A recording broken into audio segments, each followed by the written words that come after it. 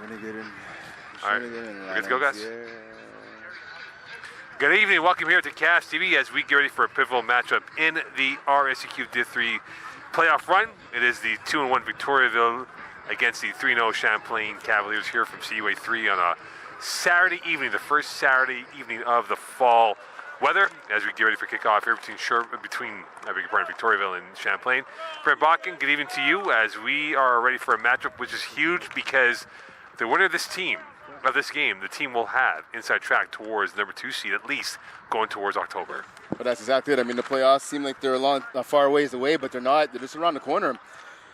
And just how it turned from summer to mid-fall weather overnight, the playoffs again are around the corner. They're coming up soon, so both these teams have to get right. A win here by either side would be huge to solidify their spot in the standings, as you mentioned.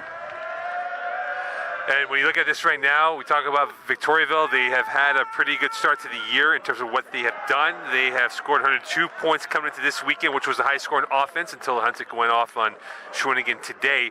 But how important is it for this Champlain defense to contain a very good Victoriaville offense? Yeah, it's going to be huge. I mean, it's going to start with shutting down the run game. I mean, you look at this this Vulcans attack. It's led by their running back, and Valentin Delion.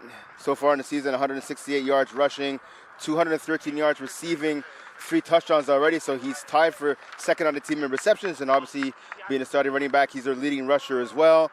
He's number 1, priority number 1. Priority number 2 is going to be slowing down Olivier Robichaud, the quarterback.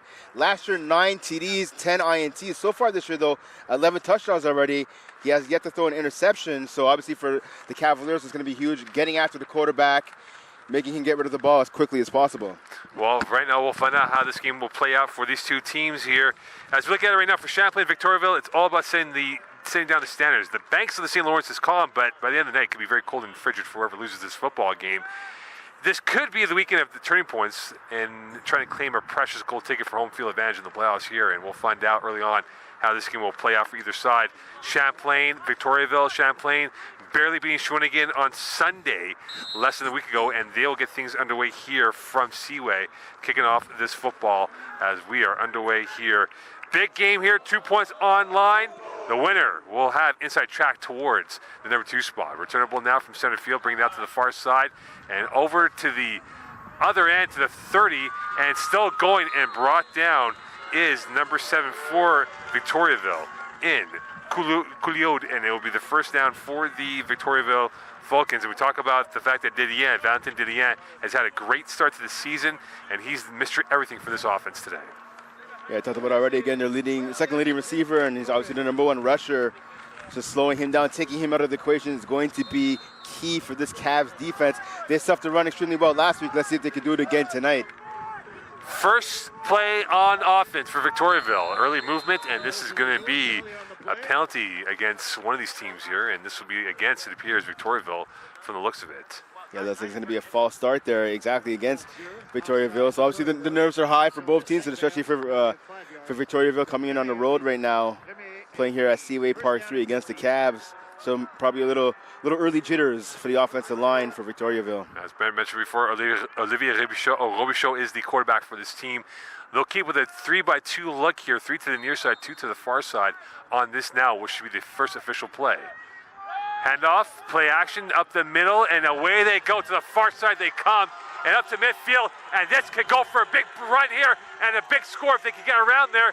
And a pirouette, loose ball, and recovered as Valentin Delion opens up his account with a big run for the Victoriaville offense. Yeah, great run right there. I mean, he was averaging 6 yards a carry, and after that run right there, he picked up about 50 yards right there on that run. That's not the way that Champlain wants to start off the first series defensively. So a big run right here by Victoriaville, trying to set the pace right now and set the flow. Now in the score zone for the first time today. They have trips right once more. Robichaud. First play, almost went for a home run. Could this be the grand slam right now? And a big run by Delion. He is brought down by the second level of the defense. This time brought down by number 9 and Caleb Sassy, the linebacker. Yeah, you tackle right there by Sassy. So only gain of 4 yards right there. So now it sets up 2nd and 6 now for Victoriaville. No huddle offense again. And here is Delion going to the far side, turning the corner, brought down and dragged down just shy of the 5-yard line.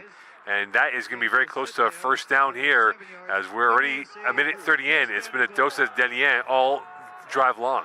And that's exactly it. I mean, the passing game we talked about before, Robichaud 11 TDs on the season so far, but the bread and butter of this offense is the run game. First and goal for the Victoriaville offense. Delien is not yet confirmed, and he is stopped at the goal line of the borderline for the end zone, and now it'll be second and goal coming up here from the 1. So smart offense, smart call right here by the offensive coordinator for the Vulcans, going with this no-huddle offense, kind of wear down the Cavaliers D. Handoff again. Delien scores. 6-0 lead. The first course of your feast is a sumptuous one for Victoriaville, and they're off and running as they have liftoff with a 6-0 lead. A statement drive by the visitors from Victoriaville. Yeah, I don't think on that drive they didn't try a single pass. It was run, and run some more.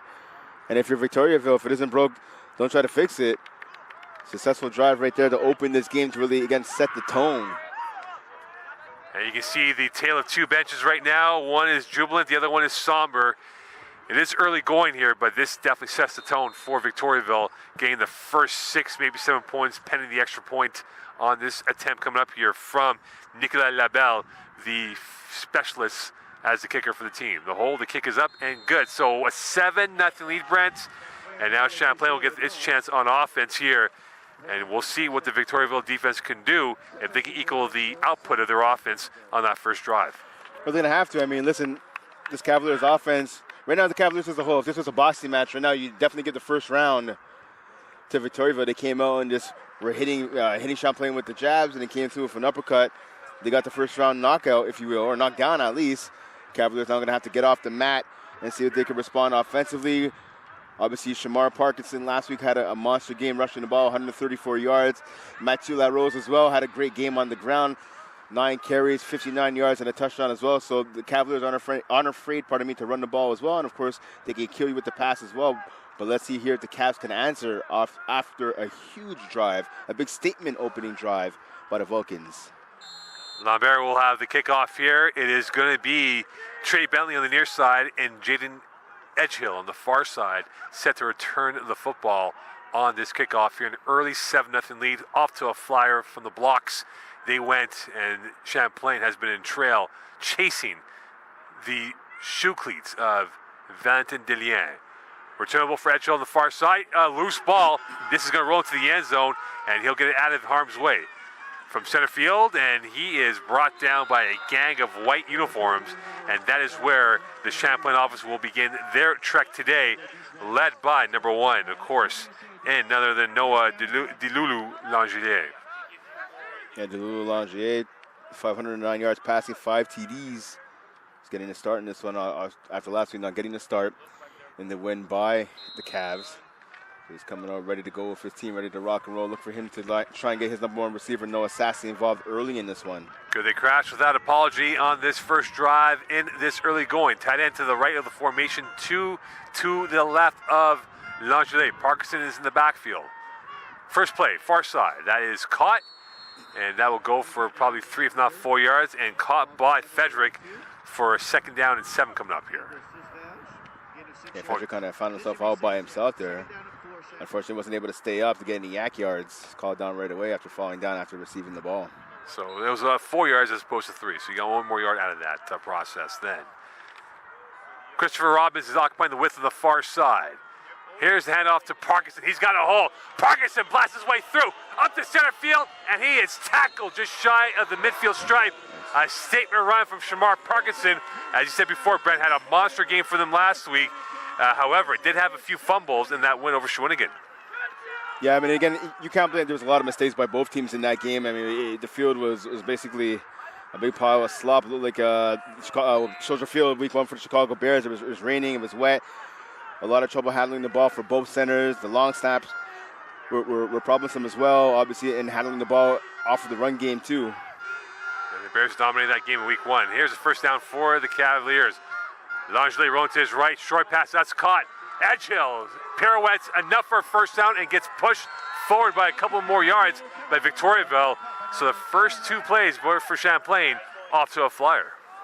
Yes, Jada Ancho only had one reception last week against Shawinigan for 25 yards, but he actually set up a TD on that catch that he got. So we saw a nice job by him right there. He was able to shake off his defender who was playing man to find that opening right there. Not only made the catch, but then dragged a couple of players with him to pick up the first down. 1st and 10 now from the 44, the plus side. Victoriaville got off to a strong start with a 7-0 lead. Valentin Delien was the man, and his counter opponent, Shamar Parkinson, got off with a strong run. And now he's in the backfield with a 2-by-2 receiver formation for Champlain. Handoff, and Bentley was at quarterback, and Parkinson is devoured as he stopped cold in the backfield, led by number 44 for Victoriaville, and none other than Zachary LeBlanc. And that player pretty much had no chance of being successful. We saw at least 2 or 3 white jerseys, in the backfield right away as soon as Parkinson got the ball. You would like to see Bentley maybe with QB option there to maybe keep the ball and try to use the speed to get to the outside. Langelet back at quarterback. Now holding the width on the near side is Christopher Robbins. 3 to the left. Langelet going to the far side. That is caught out of bounds. Frederick will be very close to a first down. We'll see where they mark it off. And they will move the sticks perhaps. No, he will be short by a half a yard or so. And it'll be 3rd down with about 10-14 left here in this first quarter. That's a good route though by Frederick. Running that hook right there in front of the corner. The corner, number 8, Jacob Lambert, thought he was going to go deep. Good job by Frederick, putting his feet in the ground and turning his body around, making the catch. High snap, handoff, Parkinson. And he might be close to the borderline of the first down. He'll be very close here. This might be a photo finish. Champlain saying first down. No indication yet from the officials yet. And now they will move the sticks indeed. So Parkinson comes off. Matthew LaRose now comes in for the Cavaliers. And for Victoriaville to keep the same personnel out there for this next play. And the play almost didn't happen right there. We saw Parkinson run into number 77, Noah Roy, the left tackle who actually missed last week's game due to injury. Nice to see him back in the lineup. Far side, Frederick. He is chopped at the midsection for maybe a 3-4 yard gain. It'll be 2nd down coming up here. A good tackle coming in from the secondary of Victoriaville on that play, led by Jacob Lambert. And that's what Frederick gives you. He doesn't necessarily have the speed, the blazing speed to get by guys all the time. I'm not calling him slow, but he's a great possession receiver. He's able to find the openings and zones. He's able to use his body and his size to get in front of defenders and shield the ball away from them. And obviously you saw right there, he's able to come up with a tough catch. Trips left. LaRose evades one, but can't get past the second as he tried to go through the swampland of the Victoriaville front line, and he was brought down by Thomas Pichette on that play. Look at last year, Victoriaville and Champlain split the season series. Champlain won 30-10, Victoriaville won 33-16. In 2018, Victoriaville won 30-14, and they split in 2017 as well. So they've had almost a 50-50 effort when it comes to the head-to-head battles between these teams the last 3-4 years in the RSEQ. Yeah, you go back to that first game. Philip Pelche, 352 yards and 4 TDs. Noah Sassy, 120 yards, catching 2 of those touchdown passes. Champlain got that W via the air. There's a play action roll to the near side. Throwing, firing, and that was intended for Edgehill. But the closer player to that was L.J. Gauthier, who had a better beat to the football. And now it will be 4th down here in decision time for Sean Main and his staff. Do you go for it or do you go for the field goal? Looks like they're going to go for it right here. So Parkinson coming in and LaRose coming off. So Parkinson will take over the role here, and can they get this? This is a big money down here for the Cavaliers and trying to keep this drive alive inside the Victoriaville end from the 30-yard line. Wind is at its brisk right now, not too heavy, but can they come up with a conversion, or will Victoriaville come up with a massive stop? Over the middle, caught, up ahead, that's enough for a first down. A big play coming in from the sure-handed kid Lebec-Laurie on that catch, or Emile Gregoire, big pardon, on that catch. Yeah, good job by Gregoire. Saw a lot of that in week 1, using his speed to get open. Looking kind of like Hunter Renfro there, doing that drag route. The DB had no chance of catching him. Nice little drag route right there, right in front of the quarterback, right in his view. Easily picked up that first down. It'll be first down for the Cavs from the 15, so a 15-yard gain for this Cavalier offense. They're now in the red zone for the first time today. Langelet out towards Parkinson. He tries to hop his way through, and he's hogtied, brought down quickly by William Michaud on the tackle. I mean, so obviously that throw didn't go for long. Only went for a gain of 2 yards. But you have to like what you're seeing out of the Lulu Langier right there. I mean, a young quarterback, right? This is his first year starting. There's a couple of boxes that he has to check off, right? Can he throw the ball accurately? Can he throw the ball with anticipation? And right there, he threw the ball accurately. Again, Parkinson wasn't able to shake off the tackle attempt, but he saw the pressure was coming, got the ball out of his hand quickly to Parkinson, who was open in the flat. Langier looking towards the far side. He's pressured, rolling, evades, throwing, back end zone, touchdown Champlain. Emile Gregoire makes it 7-6. An absolute peach of a throw from Langier, and a strong response on a service ace by the Cavaliers to make it 7-6, pending the extra points. And that's exactly what this second-year player gives you. He has the speed to keep players alive with his feet. He rolled out to the outside, evaded the pressure, and is able to throw a moonshot over the outstretched defender right into the hands of Gregoire, who he helped out his quarterback by getting open. An absolute peach of a pass from Langier, and pending the extra point. If remember on Sunday, Brent, Champlain did miss the extra point, which kept Shawinigan alive in that football game. So every valuable point is huge in this matchup. The hold, the kick is good. So 7-7 game, back to parity here from Seaway 3, Brent Bach and Mocon on Cavaliers TV. And if those who have the over, you're looking pretty good after the first two drives in this football game.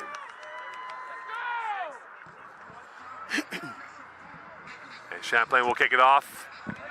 And now the question is for this Cavalier defense, can they stop the Dreadnought and Valentin Delien, who was everywhere, and he slashed and was surgical and magical against this Champlain front seven. He slashed, he dashed, he cut, he juked. So now, see, coming into this game, right, I mean, this is a statement game. We talked about this earlier, right, for both teams. You look at the Cavs. They have victories over a one-win Drummondville team, 0-3 Lanaudière, and 0-3, obviously, Shawinigan as well. But this is the same thing for Victoria. Victoria is 2-1, right? They blew out Shawinigan 66-1 in week one. Last week, they're coming off a 36-0 win over Lanaudière. But their first test of the season, they lost 40-21, week 2 to a Huntsic. So a lot of people are down in Victoriaville right now. Are they an elite team? Are they up with the upper echelon in this division? We're going to find out right here tonight. A line drive kick near side, and here is Delien, and this will roll out, and they will get the ball in great field position here on this next drive. And we talk about unforced errors. That was an unforced error by Champlain, unless they were trying to play keep away from Delien, and that was not the case to be. Yeah, so the Vikings now starting off with good field position here because of that kick going out of bounds. And they'll get the ball back here, and you wonder for Robichaud when he will dial up his arm. So we'll see how this plays out for this next drive. And this ball will be marked off at the 40-yard line and the far side. Second drive for the Victoriaville offense. Could they continue on with what they did? Robichaud. Early movement, looking towards the near side. That is going, flagging the play, and that was intended for Jeremy Crete, and this will be incomplete pending the penalty here if this is for Victoriaville or against them. I mean, there's no one in the area of the receiver, so you can't think it's going to be illegal contact or pass interference or even a hold. I mean, the receiver did an out route. He was wide open. No penalty.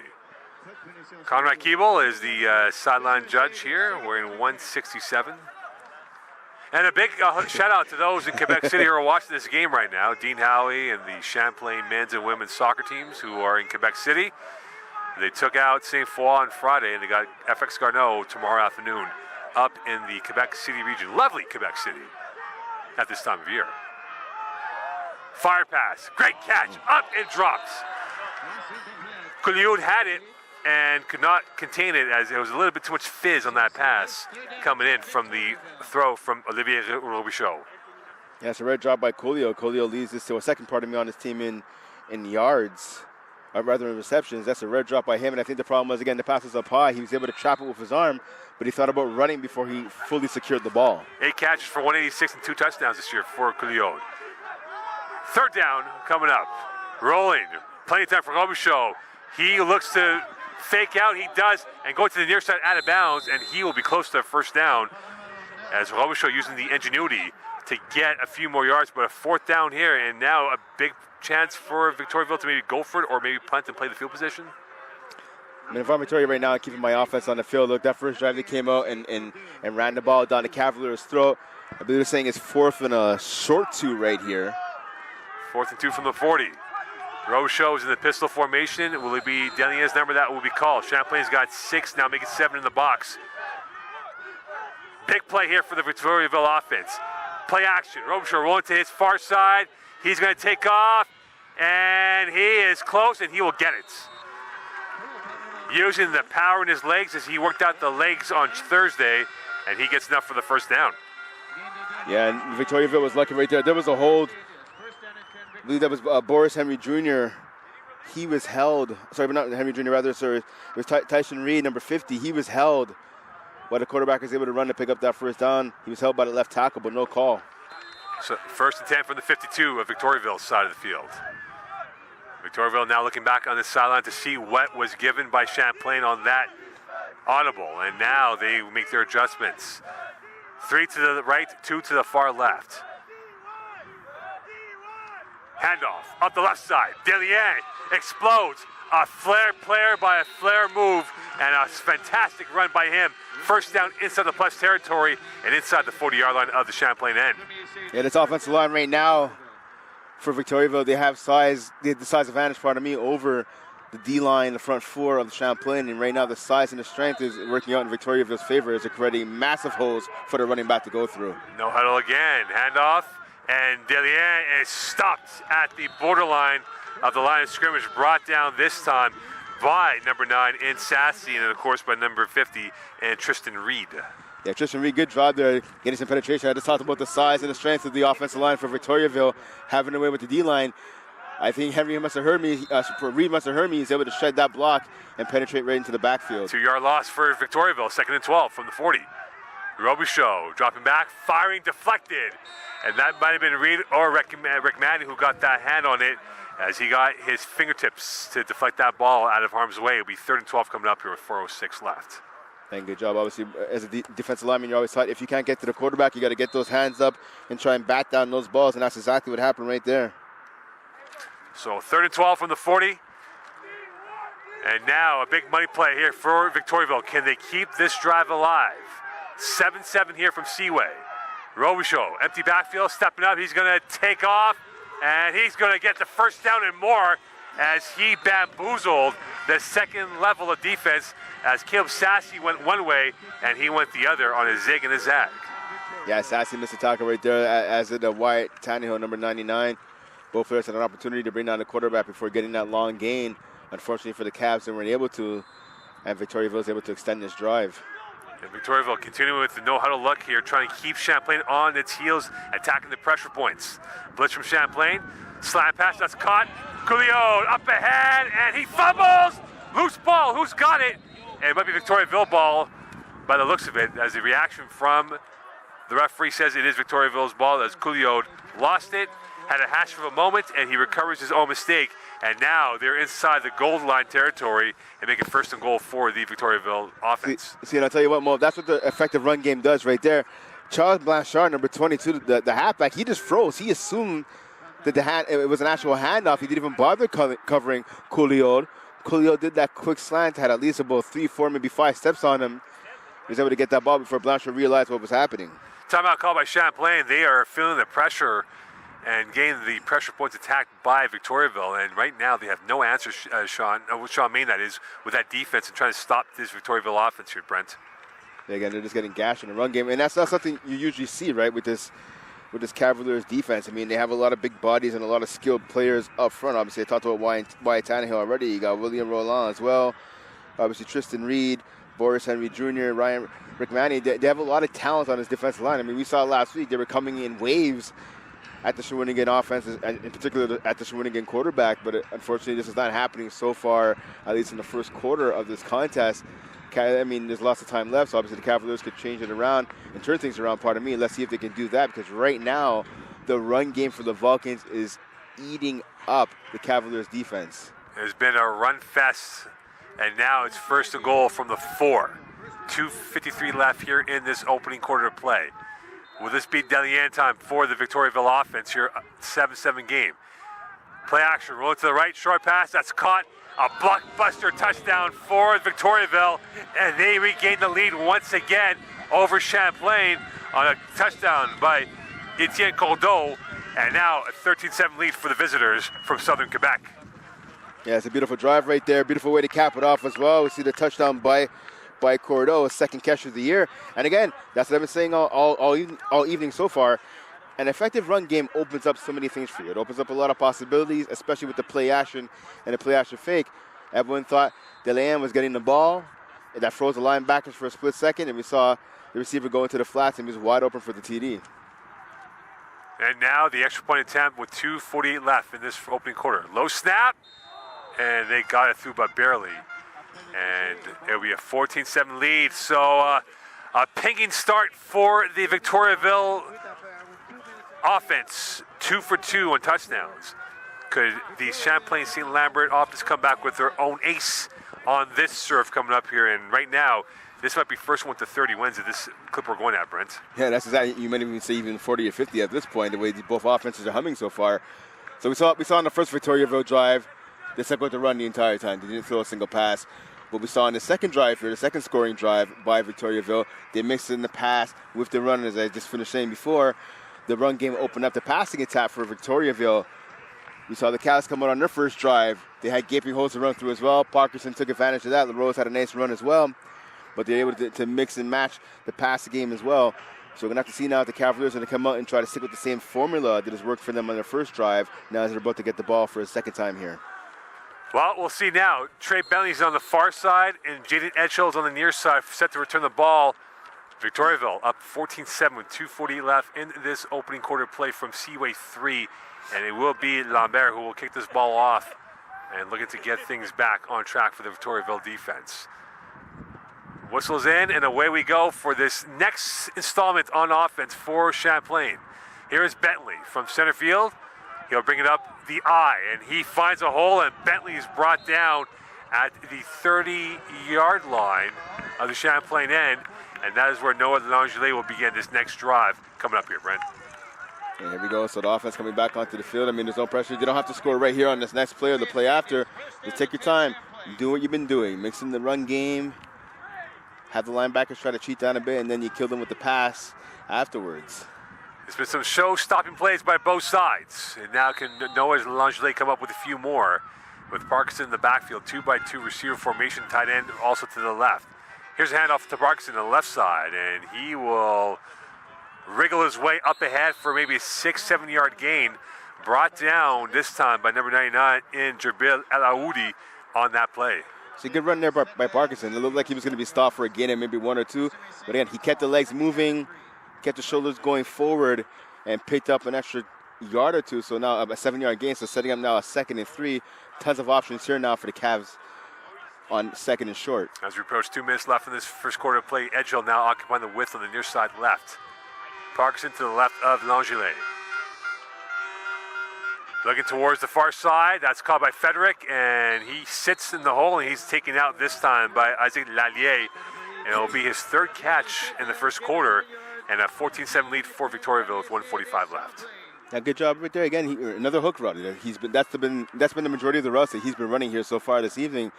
And again, if it ain't broke, don't fix it. I mean, he got open. He was able to ditch his defender. Came up with the catch. He took a big hard hit again, but again, he held on to the ball, and that's all you need from your receiver right there. 1st and 10 for Champlain. Langelier, handoff. Parkinson, he's slashing, he's going, he's fizzing, up ahead to the near side, and he's tackled inside the plus side, just shy or past the 43-yard line. And Shamar Parkinson has definitely been phenomenal and has been a sharpshooter in this game so far. Yes, that's a gain of about 25, maybe 26 yards there by Parkinson. Again, he had a big hole on the left-hand side, which has been pretty much there all game long. He took advantage, used his speed. As soon as he got into the open field, he got into the 3rd level. Again, a huge gain right there, and I like the job that the Cavs are doing right now. Again, mixing the pass with the run. Both teams like to contain the running backs and keep the fizz in the bottle for Delien and Parkinson. Far side, that's caught, pirouette, and tackle this time. Gauthier in on the tackle, and he brings down Emile Gregoire on the play for maybe 2, if not 3 yards. So a small gain right there by Gregoire. Good job hanging on to the catch. He was slammed down hard to the turf. And that will be 2nd and 8, as this should be the final play. If there's a penalty, then maybe not. Brett Bach and Mocon here, 14-7 lead for Victoriaville. High scoring affair here. Tight end left now for Champlain. And what will be the final play, the final act of the first quarter of action here from Seaway 3. Langelier, handoff. LaRose looking like a full blossom flower, and he's close enough to the first down, and he might have the first down. And waiting for the sticks to move, and it is indeed. So at the end of the first quarter, explosive, exciting, and in its element of a high-scoring affair here from Seaway 3. Victoriaville 14, Champlain 7 here, Brent. Yeah, big run right there. You can see at the end of that run, the linebacker there, number 34, Nathan Picou, you can see his frustration as he was the one that had to tackle La Rose after that big run. And again, another huge run. Again, both teams are gassing each other's respective defense respectively via the run game. So you're going to have to see, obviously, both sides, whether it's the Cavaliers D and Victoriaville D, they're going to have to tighten up against the run game, because right now, the holes that these running backs have had to run through have been gigantic. Well, the poachers have been Delien and Parkinson, and you're absolutely right. They have been poaching their way through for yards, easy yards, not getting hit until maybe 6-7 yards deep into the run.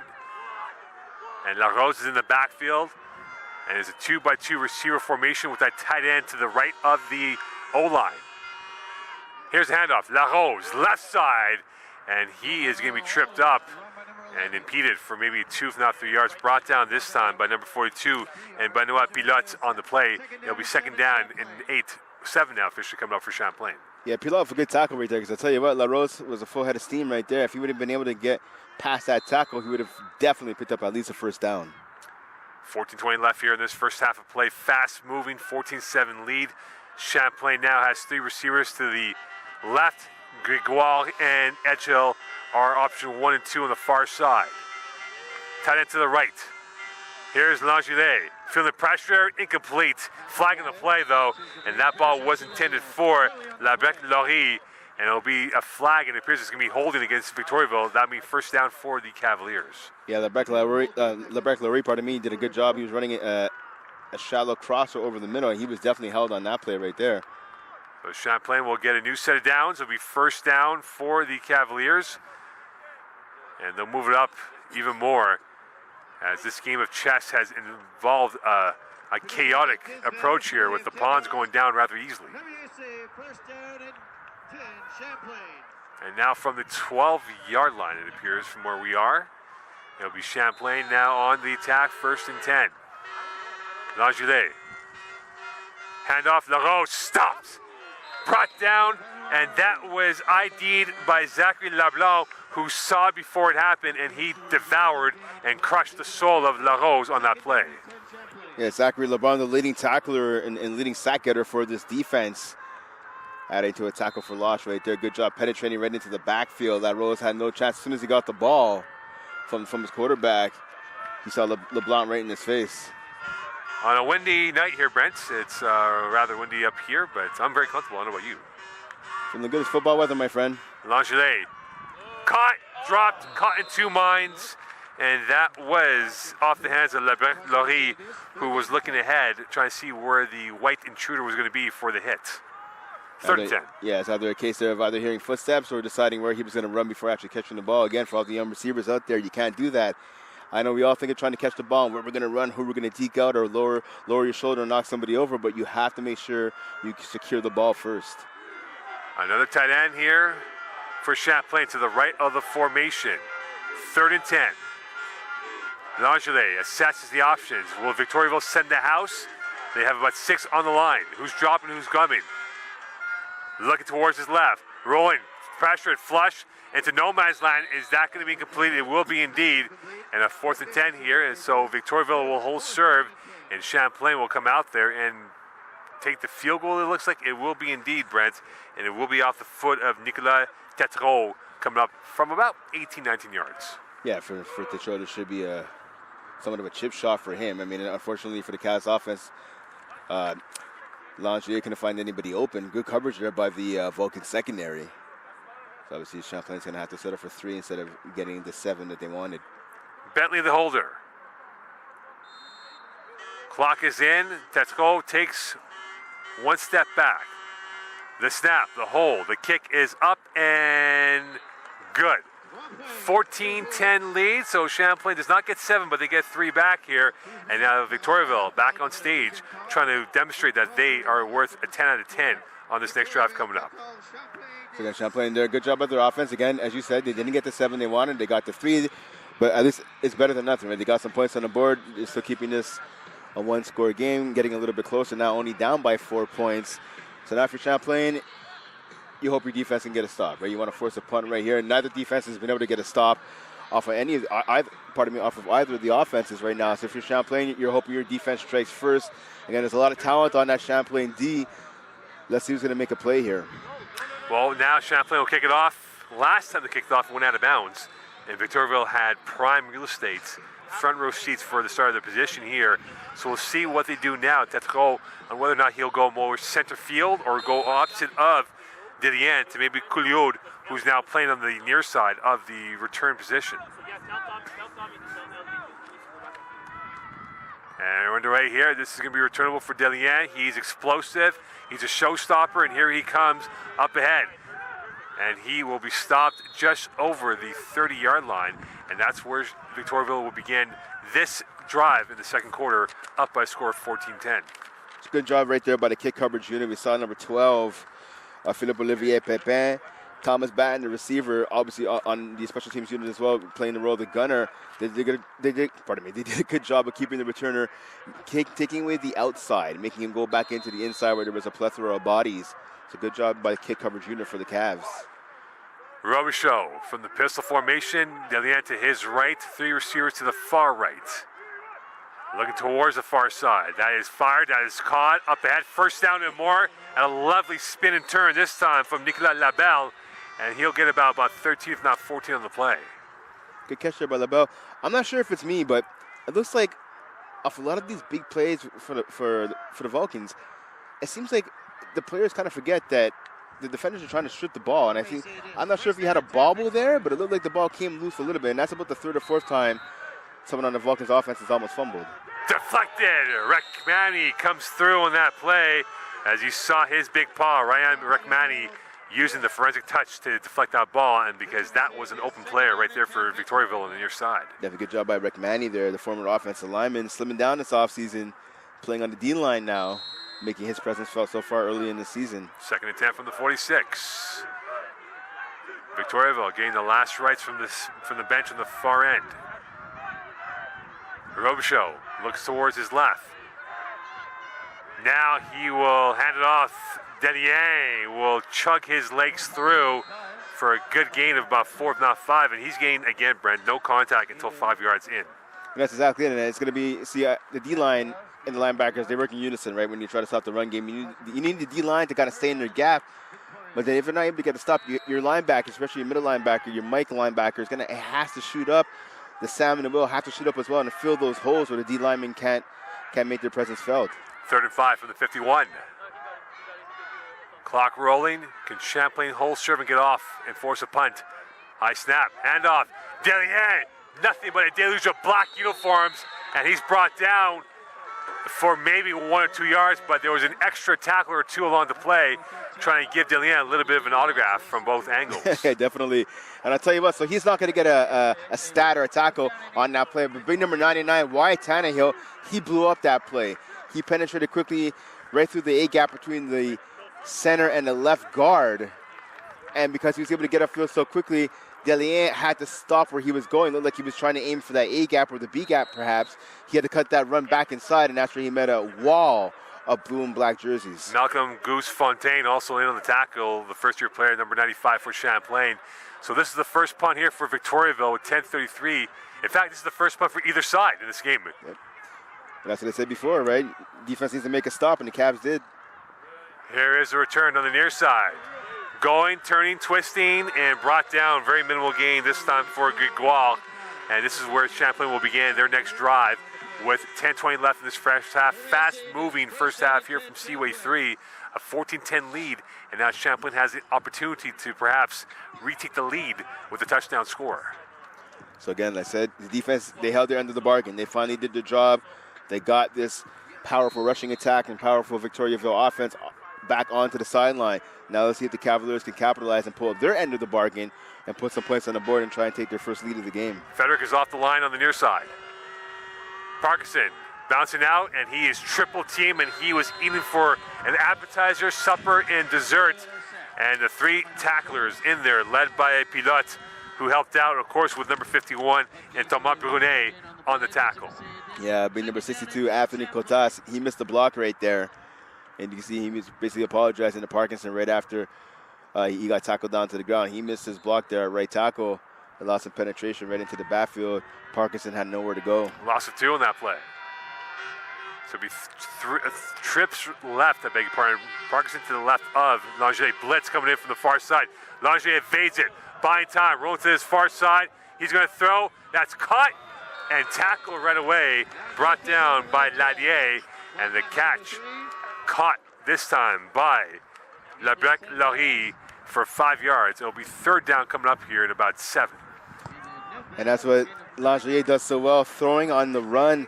He can make passes from the pocket, but he's at his best when he's buying time with his legs, giving some more space and some time for his receivers to get open.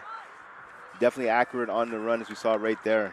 A marauding action we've had so far with both teams playing very well. And both teams have had that buccaneering attitude of trying to score at will. And can Champlain prolong this drive on a 3rd and 3 from the 35? Bad defense here by the Vulcans. Langer looking, short pass, incomplete. Had the right idea. Lebrec-Laurie was a target on that, but that ball was dipping and had too much of a sinker than a fastball. And now it's a 4th down coming up here and a punt for Champlain with 8:40 left in this first half. Yeah, for Langer, that's about getting his feet set. I mean, listen, it wasn't a far throw, right? It was a quick slant over the middle, which would have picked up the first down. But if you're Langer, you have to get to the top of your drop, set your feet, flip your hips as you throw the ball. And unfortunately, not all that happened, which led to an inaccurate pass. A punt for the Cavaliers. Tetreault will punt the ball away. Set to return it is LJ Gauthier, who is now loitering at the 36.5, now making 35-yard line of his own end. Wind is blowing a little bit, going left to right.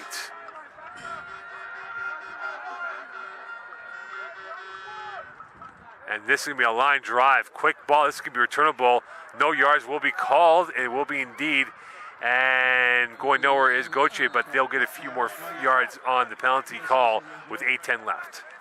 And that was dangerous right there. I don't think the returner let the man know. I believe that was Jacob Lambert who was up there blocking.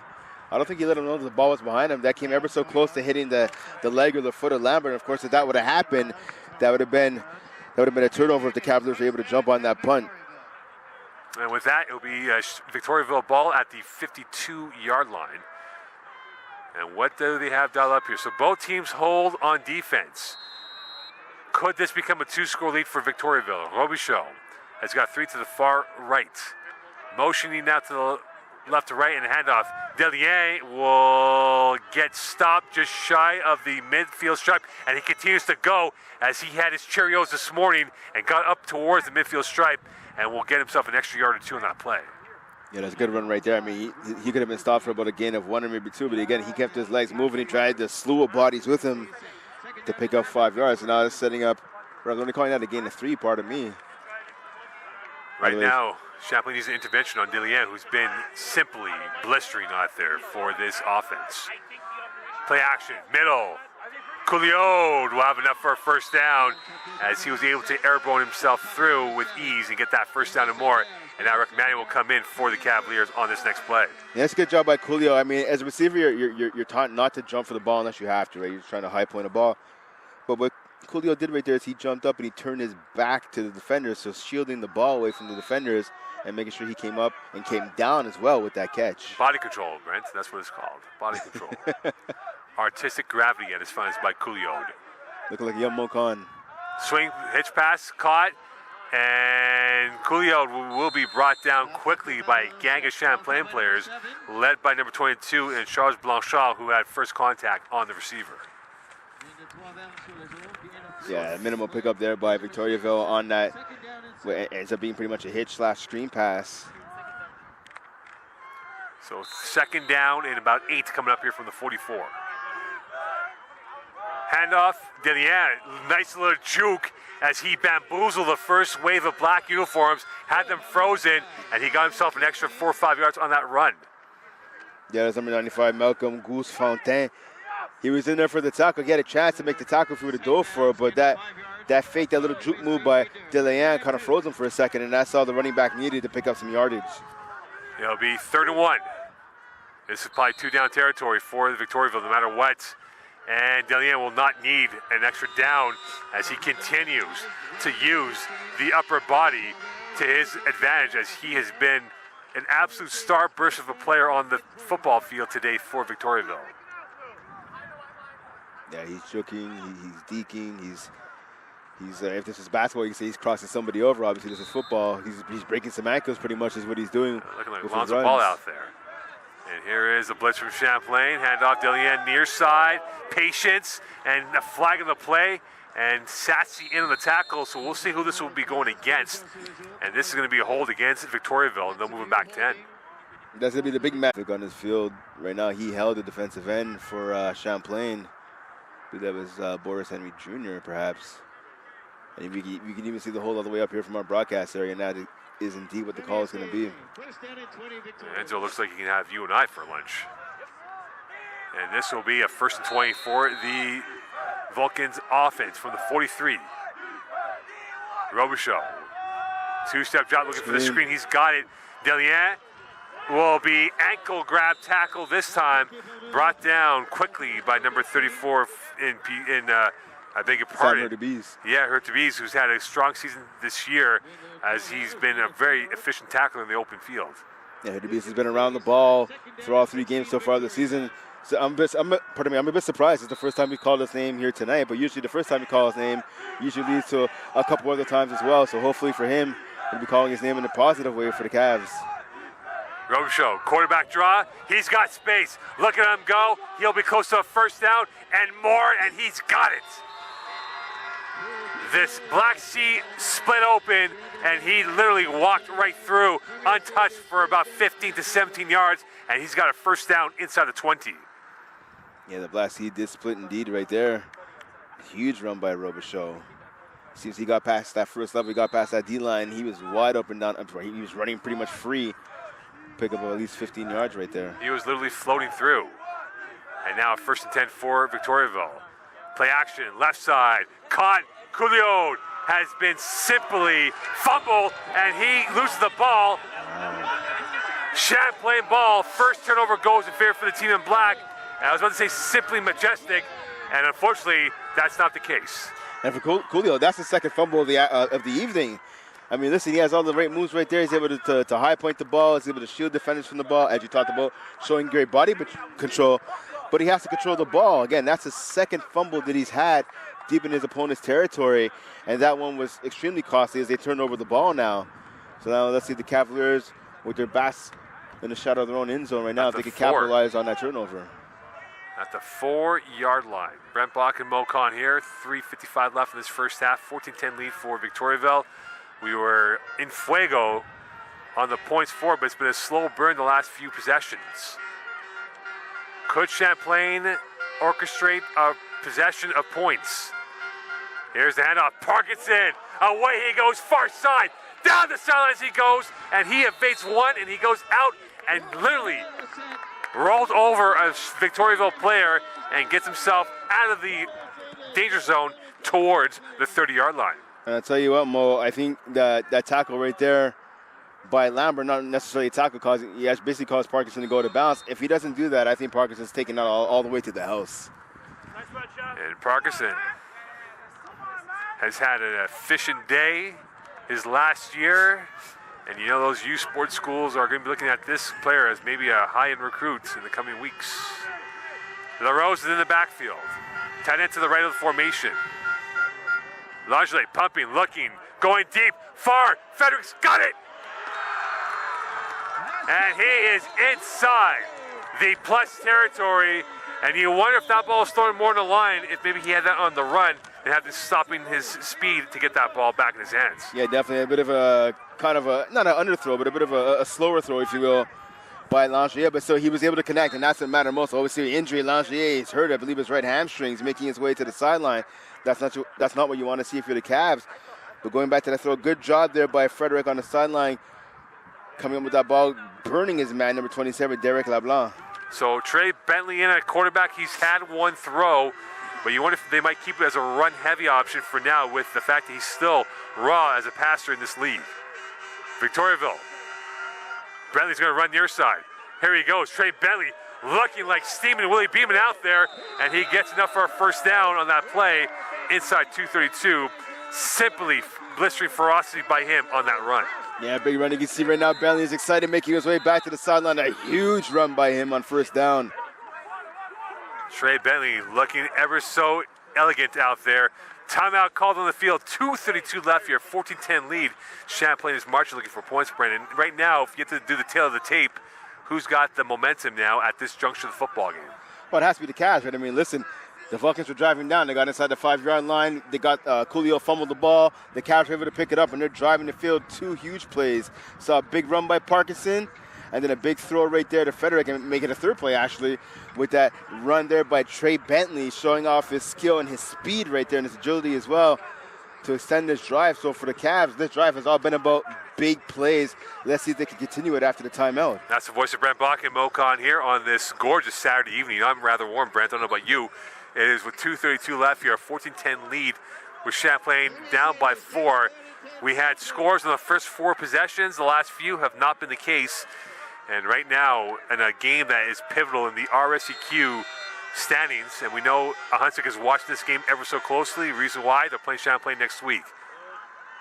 Here's a spin move, and that's caught quickly this time by Lebec-Laurie for about 3-4 yard gain. And Brent, there's so many webs or angles in the storyline of the webs that we have, where the winner of this game will be in the pole position for number 2, and you get a Huntsick if you're Champlain next week. So if Champlain were to win today and next week against a Huntsick, they're in control of their destiny to perhaps be the home seed, number 1 seed. And there's a player down for Victoriaville. That is number 1 in I believe it's number 21, yes.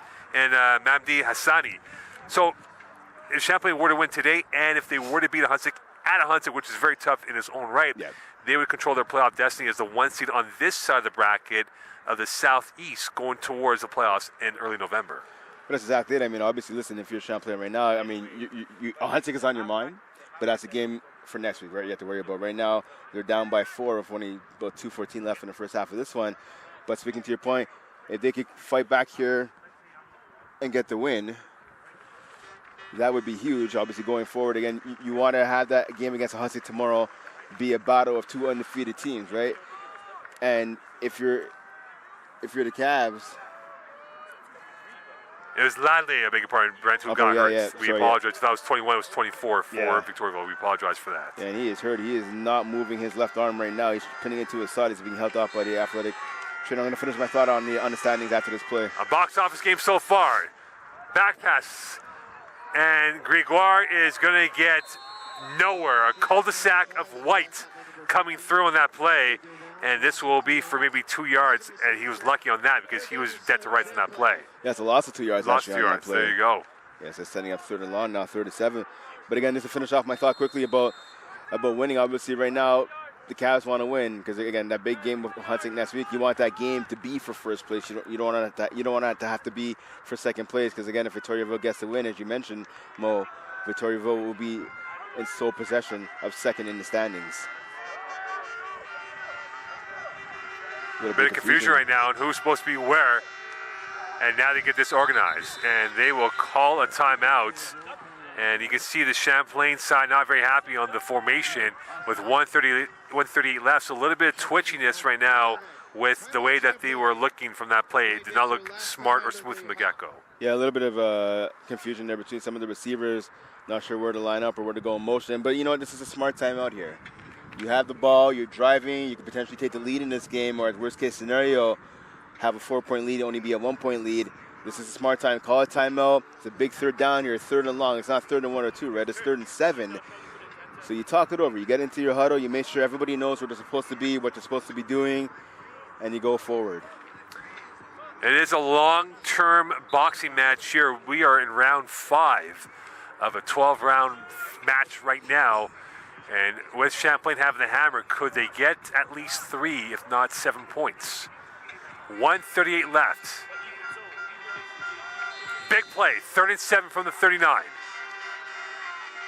Langile, middle, caught, first down and more. Away they go, and a great catch and run coming in from the Bec-Laurie, who's had very strong hands the last couple of weeks for the Champlain offense. Yeah, very strong hands for sure. Great route to get past number 27, Derek LeBlanc. Derek LeBlanc is having a pretty bad second quarter right now, unfortunately for him and his team, the Vulcans. But a good route right there. Good slant by Bec-Laurie to get open and extend this drive for the Cavs. 1:22 left here in this first half of play. Handoff, Parkinson. Nice joke, up the middle, Parkinson! He's close, touchdown! Shamar Parkinson. A cool finish from a cool player, and a 16-14 lead now for the Cavaliers with 1:13 left. Yeah, big TD run right there by Parkinson, 18-yard touchdown run. Got through the line, good job by the center and the left guard there, creating a huge opening for Parkinson to roll through, and the rest is all Parkinson. People made contact about, the defense made contact about the 5-yard line. He was able to fight, keep those legs moving, and go forward and drag a couple of defenders into the end zone. A huge momentum-grabbing drive and momentum-taking touchdown by the Cavs. He literally torpedoed the front 7 of Victoriaville, and now Victoriaville will have to chase this game down by 3, and a 17-14 lead for the Cavaliers with 1:13 left. Yeah, so 1:13 right now. The Cavaliers offense, they're holding up their end of the bargain, as I talked about earlier. Now it's for the defense once again. Can they cause another turnover and maybe give the offense the ball back in the dying seconds of the first half? We're going to see, but obviously priority number 1 is making sure you keep the Vulcans out of the end zone. Well, Champlain now +7 in the point differential of turnover, with the 1 turnover resulting in 7 points.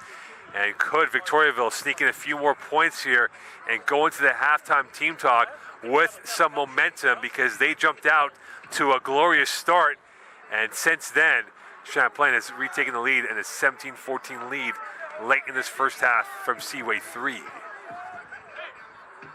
What a game we have here. Second place, at least, on the line tonight. A loss by Victoriaville would put them 2 games back of Champlain with 4 to go. And not to say it would be all over, but it would be a very difficult mountain to climb for the Victoriaville team to get back into the top 2 conversation. Delien, far side, he's got a hole. Delien is now gliding up ahead, flagging the play, and this might be a legal block. And Delien will run, and they know it's not going to be for nothing here, Brent.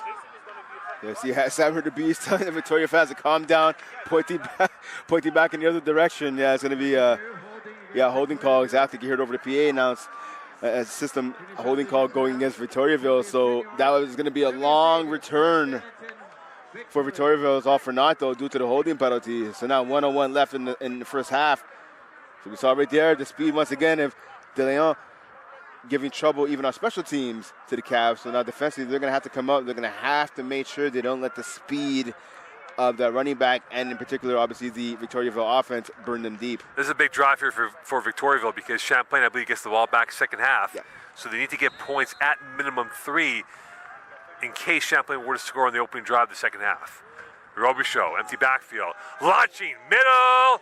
Oh, my, Couillard did not get the angle right on the trajectory of the pass.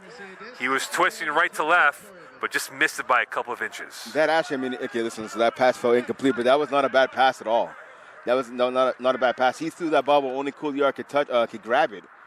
Just again, as you talked about, he was trying to contort his body a little bit, couldn't come up with the grab. 2nd and 10 from the 14. 56 ticks left in this first half. Robichaud looks to his right. Now looking for the middle. Pressure, near side. He's going to take off.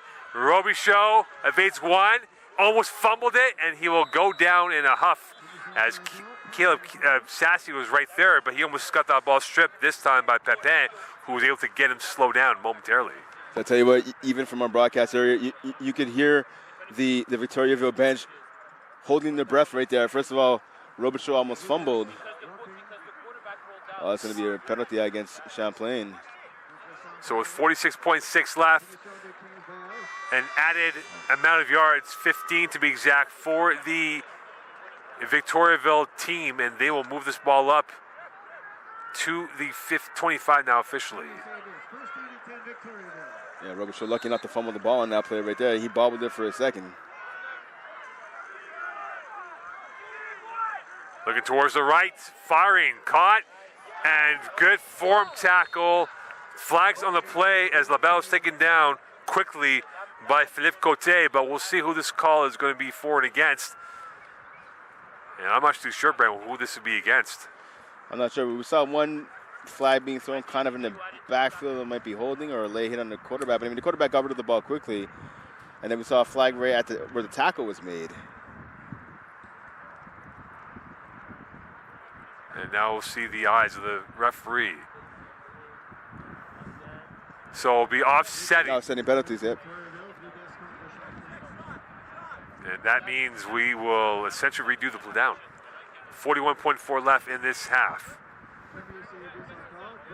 Victoriaville trying to work fast. And we're back underway here. Wind is picking up.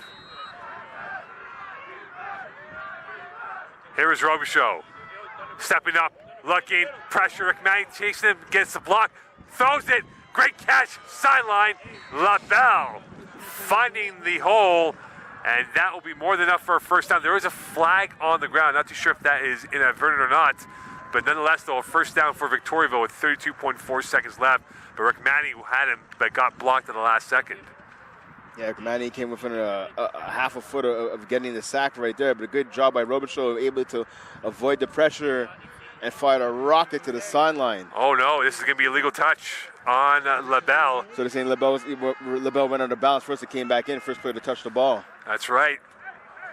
And that means Champlain dodges the bullets. That would have been a first down and would have put Victoriaville probably 3 plays away from a field goal attempt if they went that route. The receiver has to be aware where he is on the field. Stepped out of bounds on the right sideline on the wide side of the field. Obviously didn't realize it. First and 20 now for the Victoriaville offense. And this ball will be moved back to the 14-yard line. Robichaud's got 3 now to his left, 2 to the far right. Could Champlain keep this at a 17-14 lead before the team halftime talk? This last minute is taking longer than the game itself. So cover 2 defense right here by the Cavs, 2 deep safeties. They do not want to let anything get deep. See Levasseur, number 19, dropping back as well. Robichaud stepping up. He's got time going near, so that's caught, dropped. And Cordeau was looking ahead. As Brent said before, simple fundamentals of holding onto the ball first, then look up ahead after. Yes, exactly. And if you're the catch, I would have actually been better off just letting him catch that ball and letting time come off the clock. But again, well, 2nd and 20 now. So then you have to expect obviously a prevent defense being played once again by the Cavs.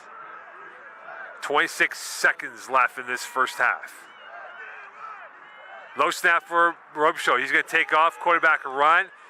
He gets around one guy, and he's going to go up ahead. He's got space. Robichaud will get a first down and more.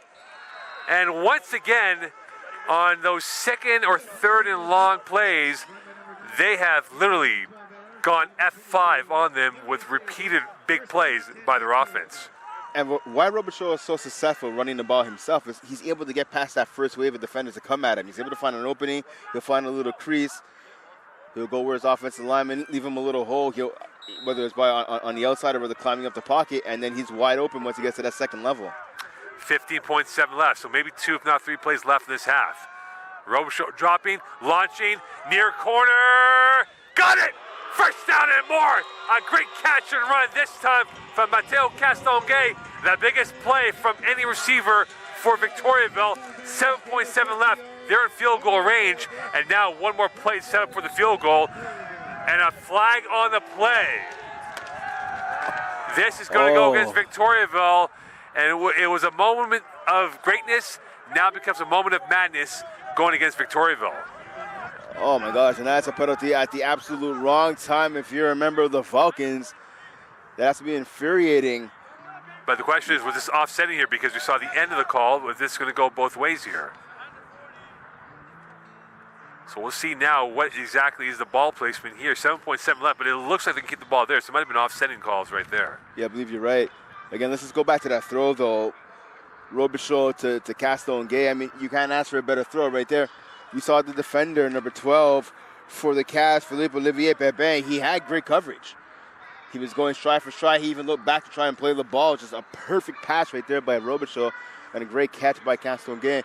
So right now, again, 7.7 seconds left. The Cavs defense now, they have an opportunity, though, to get off the field and either keep Victoriaville out of the end zone or try to hold them to a field goal right here. Bend but don't break right now is the attitude the Cavs have to have right now defensively. 7.7 left. You can get off one play for sure, maybe two if you're lucky. So right now I think it's a matter of ball placement at the correct hash mark for this field goal kick as they're at the 28-yard line. Cannot take a sack though. Robichaud looking, middle, open, almost picked off, intended for Delien, who had he caught it in stride, he might have been going in for 6. And now with 3.1 left, the field goal unit comes on for the Victoriaville offense. So they took their chance, and now they look to perhaps get themselves a tying field goal late in this first half, which should be the last course of this opening half. I mean, if you're Victoriaville right there, that overthrow is exactly, I mean, you don't want the overthrow, but that's the best overthrow you can hope for, because if that ball was about a yard or two higher, that probably would have been picked off by the safety for the Cavs. And LaBelle will take 3 steps back, 2 steps to his left. A moment now that can change the game. The kick is up and good. Down the middle, and we are back to parity here. 17-17, stay tuned on Cavs TV. 30 down, 30 to go. And the game's still in the balance from Seaway 3.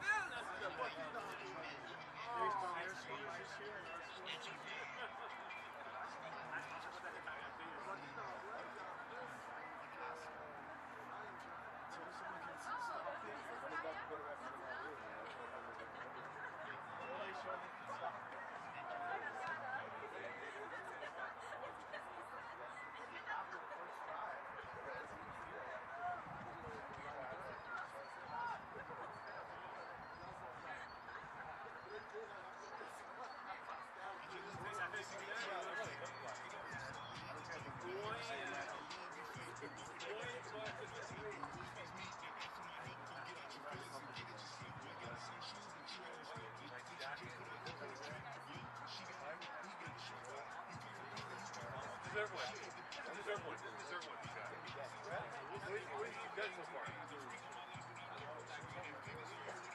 Barely shows up. From what I hear, it's pretty chilly up there.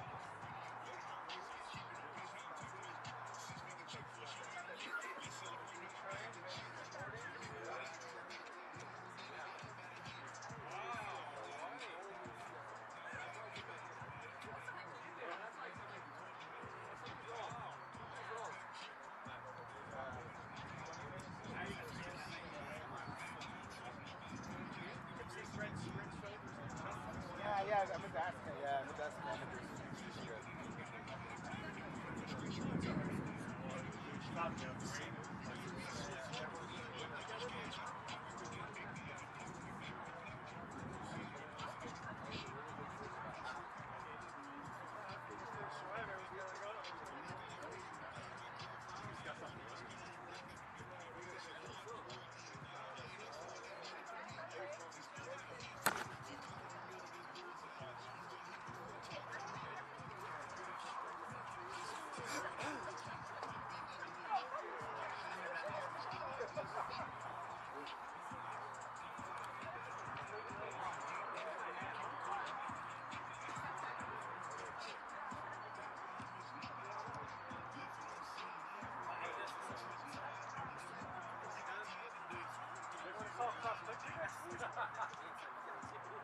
It's right here. We can just be up to the skyline.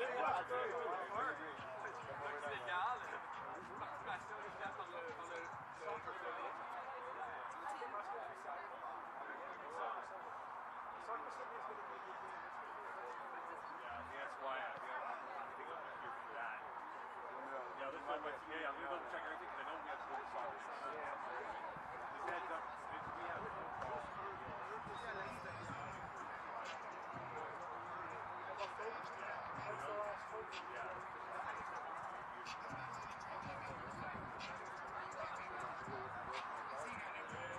yeah, that's not cool.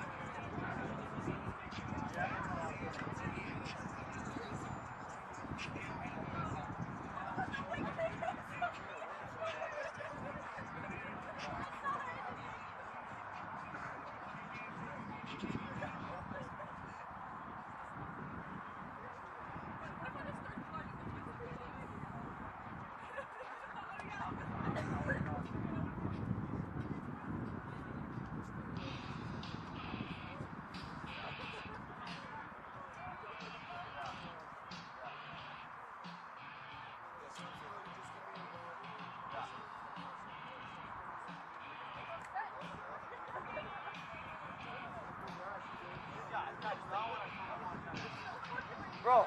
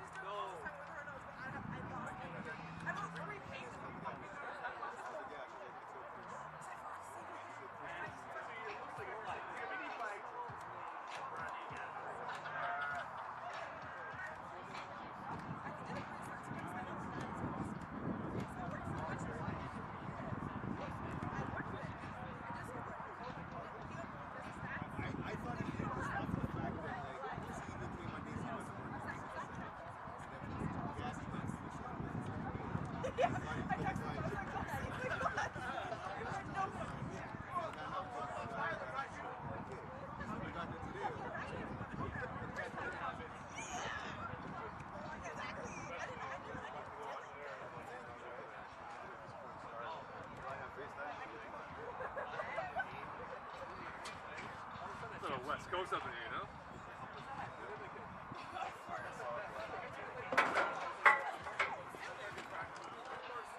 Alright guys, go back on top.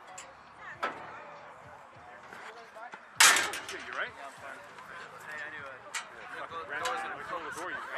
I was holding there. I was fine. Fucking bastard.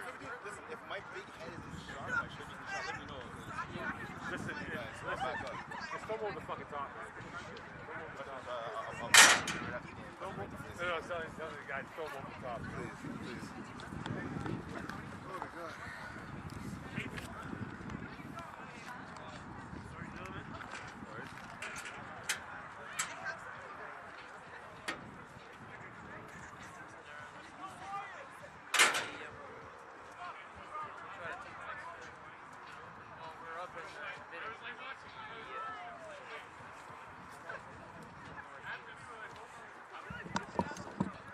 Are we good? We're going up now?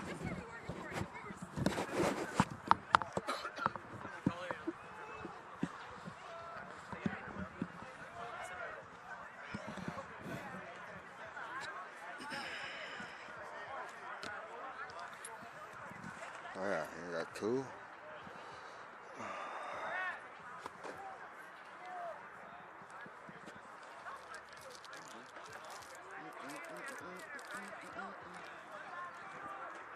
Are we waiting for someone, or are we? Yeah, the girl was here. Where did she go? Where did she go? We gotta go up because we gotta go up, man. She's gonna have to. It's too bad. She's gonna have to.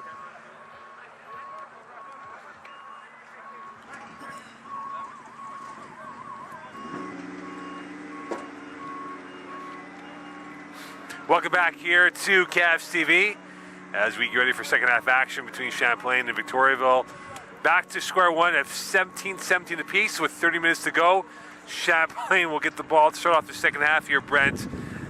This was a game that was spicy to start off with. Lacked a little bit of taste in the middle part and had some very tasteful ending to the first half of this matchup here. And now 17-17 between Champlain and Victoriaville.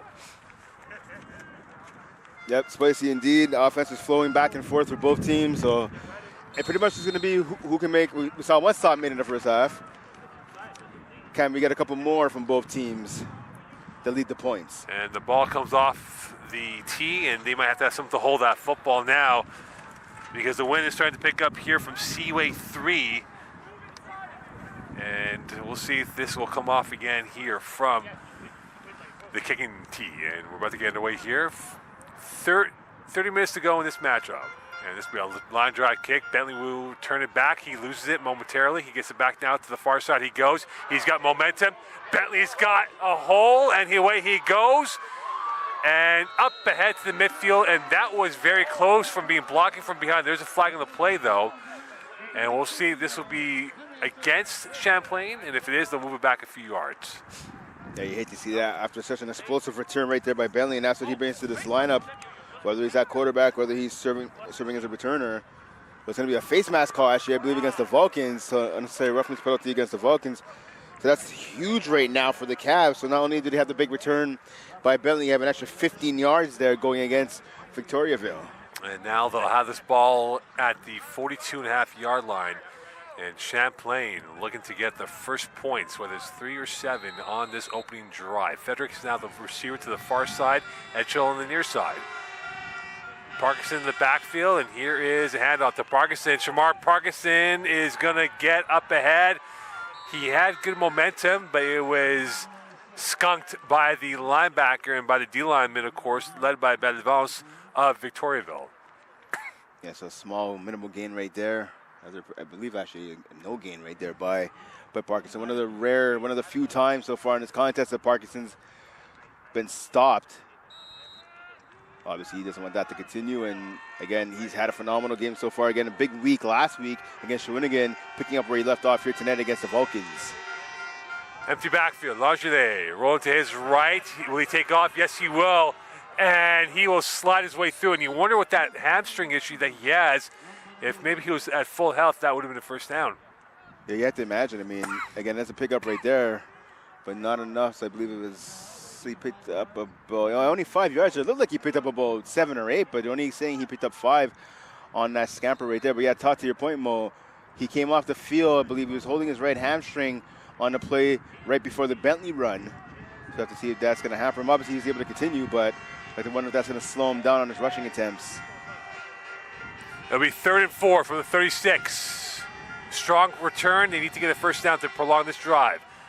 Short pass, caught, big stick tackle this time by number 34 in Picou, and taking out the sure-handed receiver in Emile Gregoire on the play. First down and more for the Cavaliers. You can make the argument right now. I mean, despite the presence of a veteran like Noah Sassy and a lot of the plays that Philip Frederick Jr. is making and Labrec Laurie, you can make the argument that Emile Gregoire, at least so far in this regular season, has been the top receiver for this Cavaliers offense. He just shows the wide right there. Nice slant pattern, picked up the first down, is able to survive the tackle and keep the chains moving. Handoff, Parkinson left, fumble. Parkinson recovers his miscue, and that would have been a heart-in-the-mouth moment for him. And I believe now, Brent, that's his 4th fumble in the last 2 weeks for the Cavaliers. Yeah, again, I mean, last week you can't blame anybody for fumbling the ball with the sloppy conditions, but besides having a little bit of wind tonight, the field is in great shape right now. So, I mean, that's just Parkinson. He has to obviously maintain his control over the ball. He has to make sure he has his focus on the ball as well while he's trying to elude tacklers as he's done so skillfully this evening. You have to make sure you hold on to the ball or else you'll find yourself right back on the bench. 3 receivers to the right. Lange firing to the left. Too much zip on that pass. Intended for Frederick. It'll be 3rd down coming up here in 7 for the Cavaliers from the 21. And this might make field goals very tricky in this quarter if this wind is going to be a gale force in this 3rd quarter of play. It looks like the wind is blowing from right to left right now. So, yeah, it would make the field goal a little hard. Obviously, you'd have to aim to the right-hand side and hope the wind doesn't bring it too far to the left on a field goal attempt, at least if the Cavaliers heading in this direction. But before we get to the field goal, let's see right now if the Cats can pick up a first down. 12-12 in this 3rd quarter. Langley feeling pressure, middle, incomplete, intended for Sassy, no flag in the play. And this will be a 4th down coming up here for the Cavaliers, and decision time for Sean Main and his troops. 4th and 7 from 21, and they're going to go for it, Brent, because they feel that this is probably the best decision than going into the wind right now. Yes, exactly. I mean, you're so deep in your opponent's territory. Even if you don't pick up the first down here, you're giving them the ball back around the 20, 25-yard line. Actually, the 21-yard line to be exact. Looked like there should have been pass interference called on that pass to Sassy. Langley, middle, great catch, and more up the middle, touchdown Champlain. And I said Gregoire's been the best receiver in this offense so far the first half of the season. He shows it right there. Great job, great route over the middle. Grabbed that ball, just snatched it out of the air and got the yak yards all the way into the end zone. Great throw right there, even better catch and run after the catch by Emile Gregoire. A pinging pass to Gregoire and a super finish by number 13 and a 23-17 lead pending the extra point.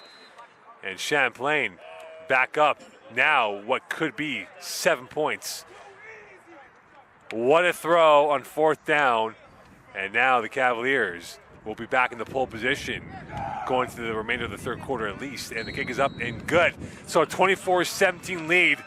The Cavaliers back up 7, and now Victoriaville will have to come back with a right hook or 2 along the way to get themselves back in this game. See, Gregoire, he's made his way to the sideline. I don't know if you guys could hear it at home, but he said too easy as he's made his way back to the sideline. And he made that route look easy right there. I tell you what, it's not an easy route right there. But he ran that with precision. Beautiful post route right over the middle. And again, he snatched that ball out of the air like the ball had all the money or something like that.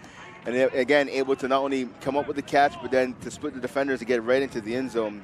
Beautiful, beautiful play right there by the receiver. And now for Victoriaville, they definitely can play with house money with their offense because their offense has been marching up and down the field, whether it is Delien, whether it is Robichaud, whether it is number 7 Couliot, who even though had a fumble, definitely has been a chief destroyer of this Champlain defense in this game this evening.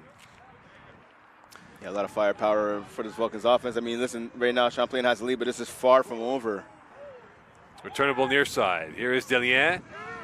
Surveys, going to the wide side. He will now loop around to the far side. He's got momentum. He's got speed. Delien's up ahead to the sidelines. And this is almost deja vu like it was in the first half on the opening kickoff as he gives Victoriaville splendid field position for their first possession of the second half. Well, we've seen it all evening long. Right now, you can't give Delien too much space, especially you can't give him the outside on these returns because that's where he's trying to take it. Right? You've seen multiple times. He gets the ball, he makes a couple of steps over the middle, gets a little speed, plants his foot in the turf, and just explodes to the outside. If you're the Gatain, whether it's on a punt or on a kickoff, you have to take away the outside, drive him back towards the middle of the field. 11:25 left in this third quarter. First play for Victoriaville in the second half. Handoff, looking for the pass. Robichaud going deep, incomplete. Jeremy Crete was the one intended for the target, and they went with a wild Victoria formation, and it almost got Champlain flat-footed on that play. Yeah, it looked like Crete was open deep. And again, just a bad throw there by Robichaud. And again, we've seen Robichaud make a lot of throws on the run, and surprising that throw was so off target. Second attempt from the 43. Will Champlain bring the pressure with more than 4? And Robichaud now looks back towards the Victoriaville bench. Now he gets his last rights, and away he comes, looking out towards his left. Now his right. Dropping back one step, looking, pumping, waiting, going left. That's caught by LaBelle, and he is going to be stopped for a very minimal gain. You know, third down coming up here for the Victoriaville team against the Cavaliers defense. Yeah, good job by Robichaud. He wanted to go deep, but he basically took what the defense gave him right there.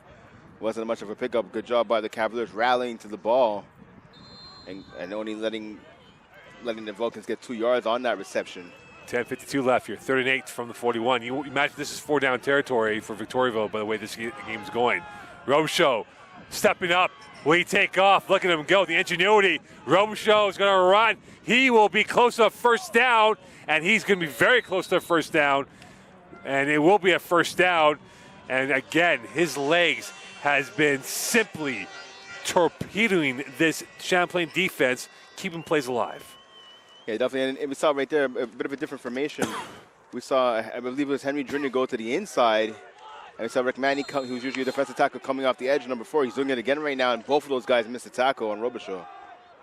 Delien stopped. Robichaud is now over 100 yards for the season. Coming into the game, he was at 91 on 15 carries. Feels like he's been getting 15 yards per carry and how he's been running the ball so well as a second missile on that Victoriaville offense in the ground game. Yeah, definitely a dual threat quarterback if you've ever seen one right here in Robichaud. 9:45 left in this third quarter. 3-by-2 receiver formation with 3 to the far left. Robichaud, time, firing, open, incomplete. He had Couliot, and he had the right coverage too from where we were. He had this post, but couldn't hit him in stride. It was behind him a little bit. Couliot was wide open. He split both defenders on that post. Again, just a bad throw by Robichaud. And that seems to be the thing. Again, I talked about Robichaud being a dual threat quarterback. Let's be honest with each other here. His forte, his expertise is running the ball. He can make some throws, as we've seen throughout this contest. But again, if you're a quarterback, you have to hit the open receiver. He ran a beautiful route, again, splitting both defenders. The throw has to be on the money if you're Robichaud. 3rd and 10 from the 28. 3rd and 12 now from the 27, I beg your pardon. He's going to take off for the quarterback run. He's got blocks and an easy first down for him.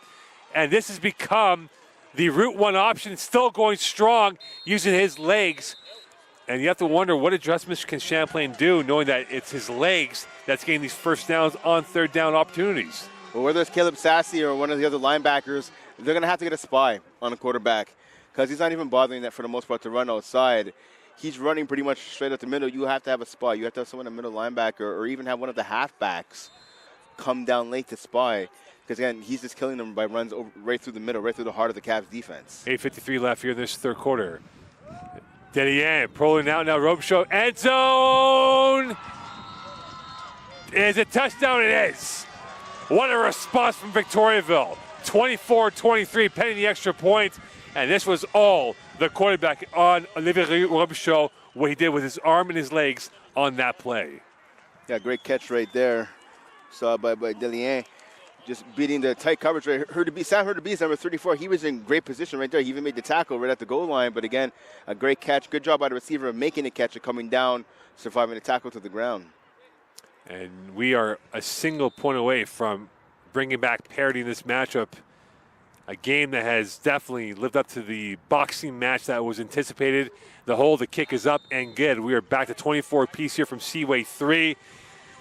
Game full of jeopardy, and we still have 24 minutes or so left in this matchup, if not more. With the way this game is going, Brent, it might be first one to 40 wins. Well, that's exactly what I said before. You said 30 earlier in the game. I said 40, maybe even 50 at this point. And do I dare say 60? Again, both offenses have pretty much been on fire. They've only been stopped a handful of times. Talking, of course, with the Cavs and the Vulcans. So right now, the game is set up at 24. The Vulcans just landed a big blow, a big body shot. Let's see if the Cavaliers can respond. That's the voice of Brent Bach and Mo Khan here on this Saturday evening on autumnal-like conditions here on this Saturday night in South Shore, Quebec, off the shores, the banks of the St. Lawrence in St-Lambert, Quebec. Jackets are on. That means winter's not far away. For those of you that don't want to use big words like Mo, yeah, it is cold outside. I have my winter jacket on. It is cold. Yeah, about 3 hours ago, it's not going to be cold. I'm good. 3 hours ago, the sun was out, my friend. The sun was out at kickoff. Excuses. Violin excuses. And now there's been no excuses in this football game. It's been a boxing match that has seen a few blows to the jaw for either side. Here's Trey Bentley. Away he goes. Bentley will get this ball back up, and his return skills has got them up ahead now to the 38-yard line. Him and Delien have been fantastic returners for both teams today. Yeah, showing the skill of both players, especially Bentley right down the return. The only thing you want to tell him, though, is he can't carry the ball like a loaf of bread. He's got to tuck it in on the return. He's carrying the ball sometimes on his inside arm, too, when he runs with it. Again, you love the speed, the explosion, the firepower that he brings to the special teams and the offense. He's got to make sure he hasn't fumbled it yet, but you don't want to keep poking the bird too many times. He's got to make sure he protects that ball on the returns, especially. What does Champlain have? We'll find out now in this drive. Play action. Langelier looking. He was looking deep. He's going to go short, rolling to the far side. Picked off. Well read by Victoriaville, and they are going to score the go-ahead touchdown. L.J. Gauthier with a backbreaker finish and momentum back in the white corner of Victoriaville, and they regain the lead. Yeah, and Langier, he just telegraphed that all the way. He was able to avoid the pressure. He got to his right-hand side, and he was just staring down his receiver. Gauthier doing a great job just jumping that run and catching the ball, running that back for the pick six.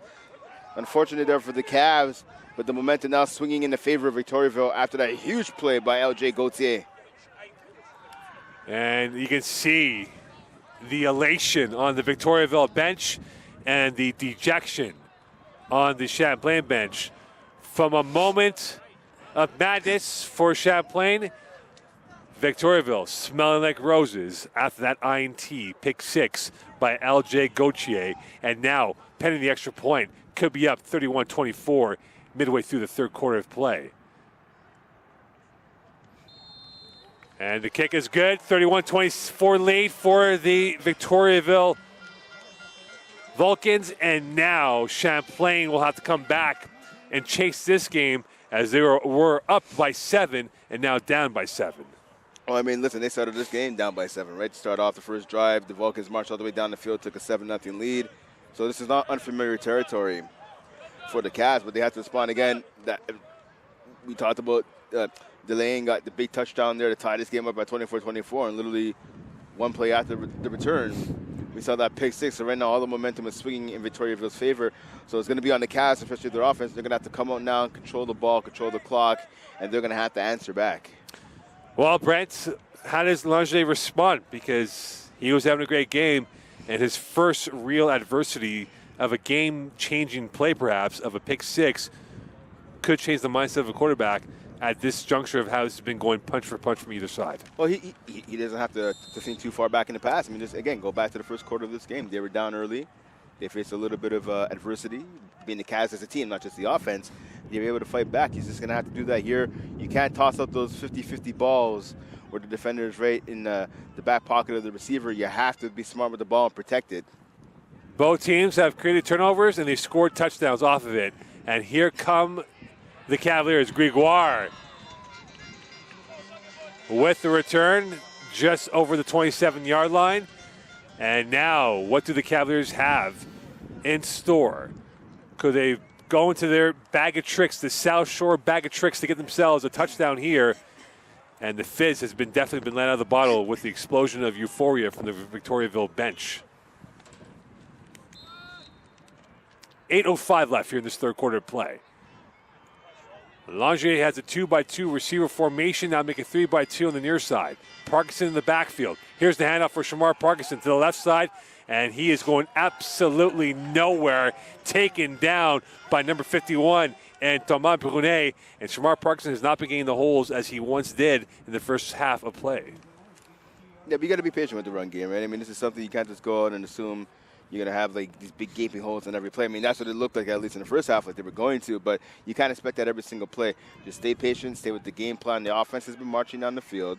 Just keep on missing in the run with the pass, and the Cavaliers should be okay. 2nd and 8 for the Cavaliers. Langelet launching, pumping, going to the corner, caught, and an incomplete pass. And you can see that from a mile away as Labrec-Laurie was lined up and he was targeted and he got hit in the stomach, and an incompletion here. And Langelet may have had him hang out to dry on that pass going to the near side corner. Yeah, that was a big hammer hit there by Lallier, one of the leading defenders on his Vulcans team. Just hit Labrec-Laurie right in the gut. Looked like Labrec-Laurie, was going to be able to hang on to that ball that just trickled out at the last second. And perfect time by Lallier on that as he held up for a slight second. Did not want to go too early as he had Labrec-Laurie dead to rights. 3rd and 8. Could this be the first punt for Champlain?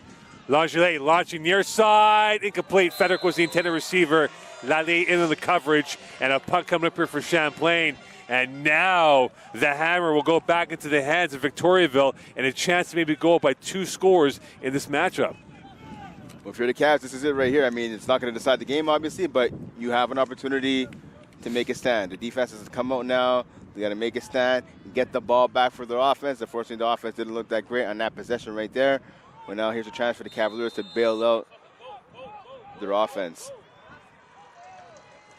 And it looks like it will be 2 returners for Victoriaville. Delien along with Couliot. And this will be Delien, who's had a marvelous game returning the ball. I think a one-hop in favor of Champlain. Live ball, here they go. Delien's looking for the hole, and he's just over into the Champlain side of the field. And it will be 1st and 10 inside the plus territory for Victoriaville with 6:29 left here in this third quarter of play. Yeah, see, Victoriaville right now, you can't be too mad at anything that's happened so far in the second half. I mean, listen, you gave up the TD to Gregoire, but after that, you got a TD of your own. You got a pick 6. You force the Cavaliers punt, and you get the ball back at the 50-yard line now. Right now, things are looking rosy. Things are looking great for the Vulcans. Can they capitalize on it? They're in the pole position. Delien trying to cut against the grain, and Rekmani right there. And this might be back to the line of scrimmage. 2nd down coming up. Yeah, that's a good job right there by Rekmani. Staying in the gap right there. You see, Delien wanted to take that to the outside. He realized there was guys there. He cut that right back to the inside, and Rekmani, number 4, was waiting right there to swallow him up. Great job by that D-line for the Cavaliers. 2nd and 10, so no gain from the 53. 3 to the far side, 2 to the near side. Champlain's got 6 in the box. They come in. Delien stopped. Not for much. And he was brought down this time by number 36, and Anthony Lightfoot. Haven't mentioned his name yet, and he comes up big on the stop and makes it 3rd and 10. And now, Brad, we talk about the legs of Robichaud becoming a factor. What do you do if you're Champlain in this situation? And if you're Champlain, I talked about it before, you have to put a spy on Robichaud. Listen, Robichaud's first instinct right here is going to be to run. And I can guarantee you he's going to be trying to run up the middle, either on a call QB delay, or if he sees nothing open in the passing game, he's going to take off. 3 down linemen for Champlain. Could they get to Robichaud and contain him? Big play of the game. Coming in. Here's the blitz. He evades it. Buy in time. Looking. Rekmani chases him. He's going to be close to a 1st down. And he's stopped in the nick of time by Herbert. Here by, I beg your pardon, number 9 and Caleb Sassy and number 34 in Hurtabiz as well. Yeah, so, I mean, that's a pickup right there. All credit goes to Robichaud on that. He should have been dropped dead for rights. Philippe Olivier Pepin, he came in on the blitz, just missed the tackle. And it'll be a punt. So Champlain will get the ball back with 4:58 left in this third quarter play. So Champlain coming up with a big stop on defense. And that's exactly it. See, that's what I was saying, right? They had to help out their offense and get the ball back for them, and that's exactly what they did right here, obviously. You hope if you're Champlain it's not a fake, and they have two returners back as well. But a good job by that Cavs defense making a stand right here. High snap, and this will be recovered, and this will be a beautiful kick into the South Shore skyline. Return, loose ball at the fumble, and recovered by who? And you can see Emile Gregoire getting the ball back, but right now it's become very twitchy with Champlain. That could have been disastrous, and this could have been near fatal in their hopes of keeping this football game alive. Right, Gregoire, he could have been the GOAT right here. And we're not talking about the good goal. Yeah, exactly. He could have the goal horns right there. He thought, again, as I'm talking about with the receivers, right? Even as a returner, he thought about where he was going to run before actually catching the ball.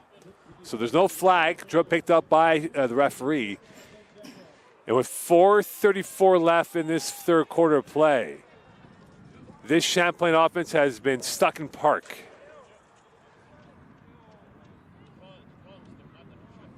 Again, Gregoire, he wanted to take that up the left-hand side, maybe aiming for the sideline, but he was doing all that before securing the ball on that punt return. Luckily for him, though, he was able to dive on that. I don't know how he got that ball. There was a pile of white jerseys, at least 3 of them. Gregoire lucky to come up with the ball. Trey Bentley and Parkinson in the backfield. Here is Trey Bentley. That is a big point. Going to the left side, and he is taken out. William Lachance diagnosed the play before it happened, and he devoured and crushed the soul of Trey Bentley for very minimal on that play. So, I mean, yeah, that was a great tackle right there by Lachance, but he was unblocked. Emile Gregoire, number 13, the receiver, didn't even bother to get a hand on him. Listen, I understand maybe blocking is not his forte, but you have to at least get your body in the way if you're not going to make the block. You can't make it so easy enough for Lachance to come up and drop Bentley for no gain. Langelet back at quarterback. Parkinson to his right. Looking to launch. He does. Fire caught by Sassy for maybe a 3, if not 4-yard gain. It'll be third down coming up here at 3:34 left. Yeah, first catch for Sassy. I mean, Sassy's been a tear in both games last year against Victoriaville. He had 222 yards and I believe 3 touchdowns. He's been quiet in this one. His first catch of the evening, a gain of about 6 right there. And now at the 18. 3rd and 4. Could Victoriaville get off the field again and force a 3 and out once more? Langelet firing. Edgehill incomplete. Lost it at the conclusion of the play, and it'll be a 4th down coming up. And Sean Main will call for the punt team.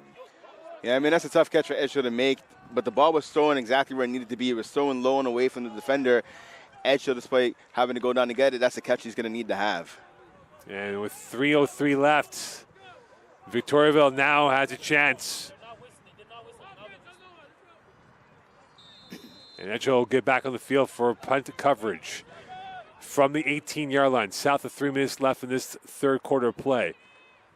And a flag as well. This will be going against Champlain, it looks like it, because if it wasn't, this would have been the first down for the Cavaliers.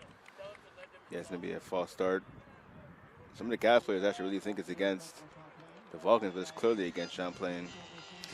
So now they're going in reverse. Champlain's caught in cement, and it's starting to harden on them as you can't get out of their own mistakes right now in this third quarter play. Need to get off a good punt here. Pepin will be the one who will punt this ball away. Victoriaville, no matter what, will have great field position, and they'll give up the 2 points. This will become a 2-score game, playing the field position with 2:42 left here in this third quarter action. No, that's a smart call right there. I mean, listen, you punt the ball. Let's say it's not a great punt, or as we've seen so far, the Vulcans getting a big return. That sets them up in prime position to get a touchdown to make the lead even more. Right now here, you give up the 2 points. You can kick it off, and you could give the Vulcans the ball back way deeper on the field. So with that, it is now a 33-24 lead late in this third quarter play. Champlain now starting to feel a little bit of heat. Victoriaville asking the questions of the Champlain team in this third quarter of action.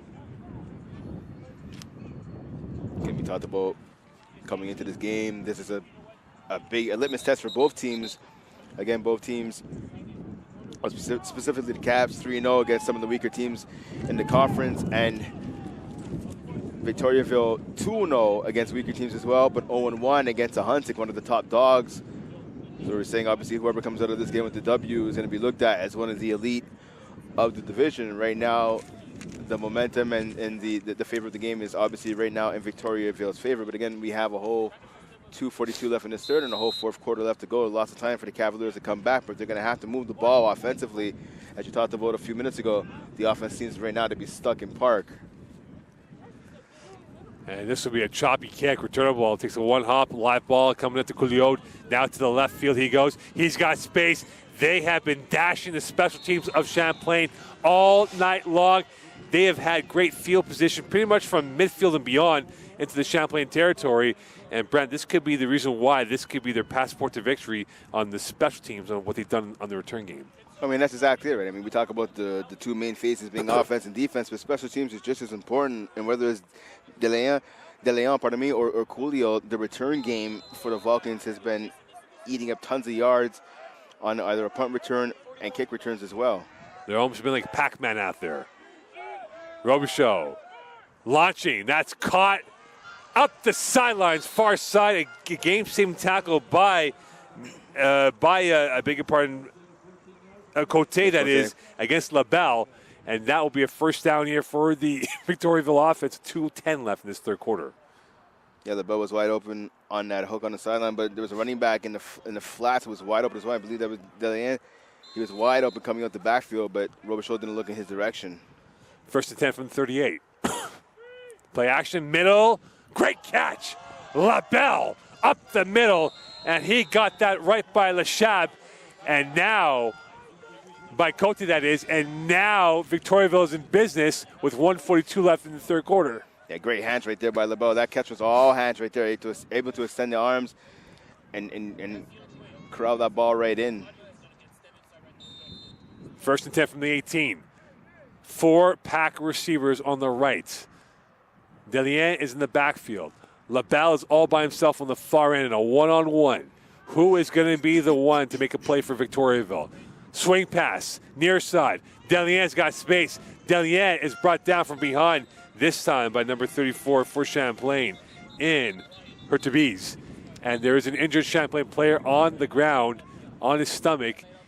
On his back, I think that's Tannehill. That looks like Wyatt Tannehill, if that is the number 99 out there. And that could be a big loss for the Cavaliers with 1:08 left here in this third quarter of play. Yeah, that'd be a big loss indeed. Obviously, starter in a run game. He's able to get some penetration too as a pass rusher as well. He's a guy you would hate to lose if you're the Cavs. 1:08 left here in this third quarter of play. Victoriaville is on 9-0 run. If I stand correct on that, Brent Bakken. 9-0 run, I think. Yes. Yeah, you're right. Yeah, oh, you're 9-0 right. run. 9-0 run here. And they could be on the cusp of maybe 16-0 run if they can get a touchdown here. So the concern right now is for Wyatt Tannehill, who's down on his back. And if he can't go any further than this, you'd have to wonder the running game for Victoriaville might be targeting his position area to get themselves some more yards. Actually, it's a 16-0 run. Well, Champlain scored the first touchdown. Yeah, so it was 24-17, right? But then we've seen. No, that's right. Yes, 16-0 run. Westmont High mathematics, my friend, right here.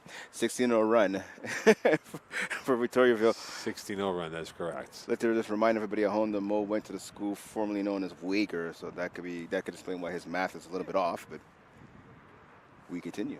And so Tannehill gets off the field as he feels okay.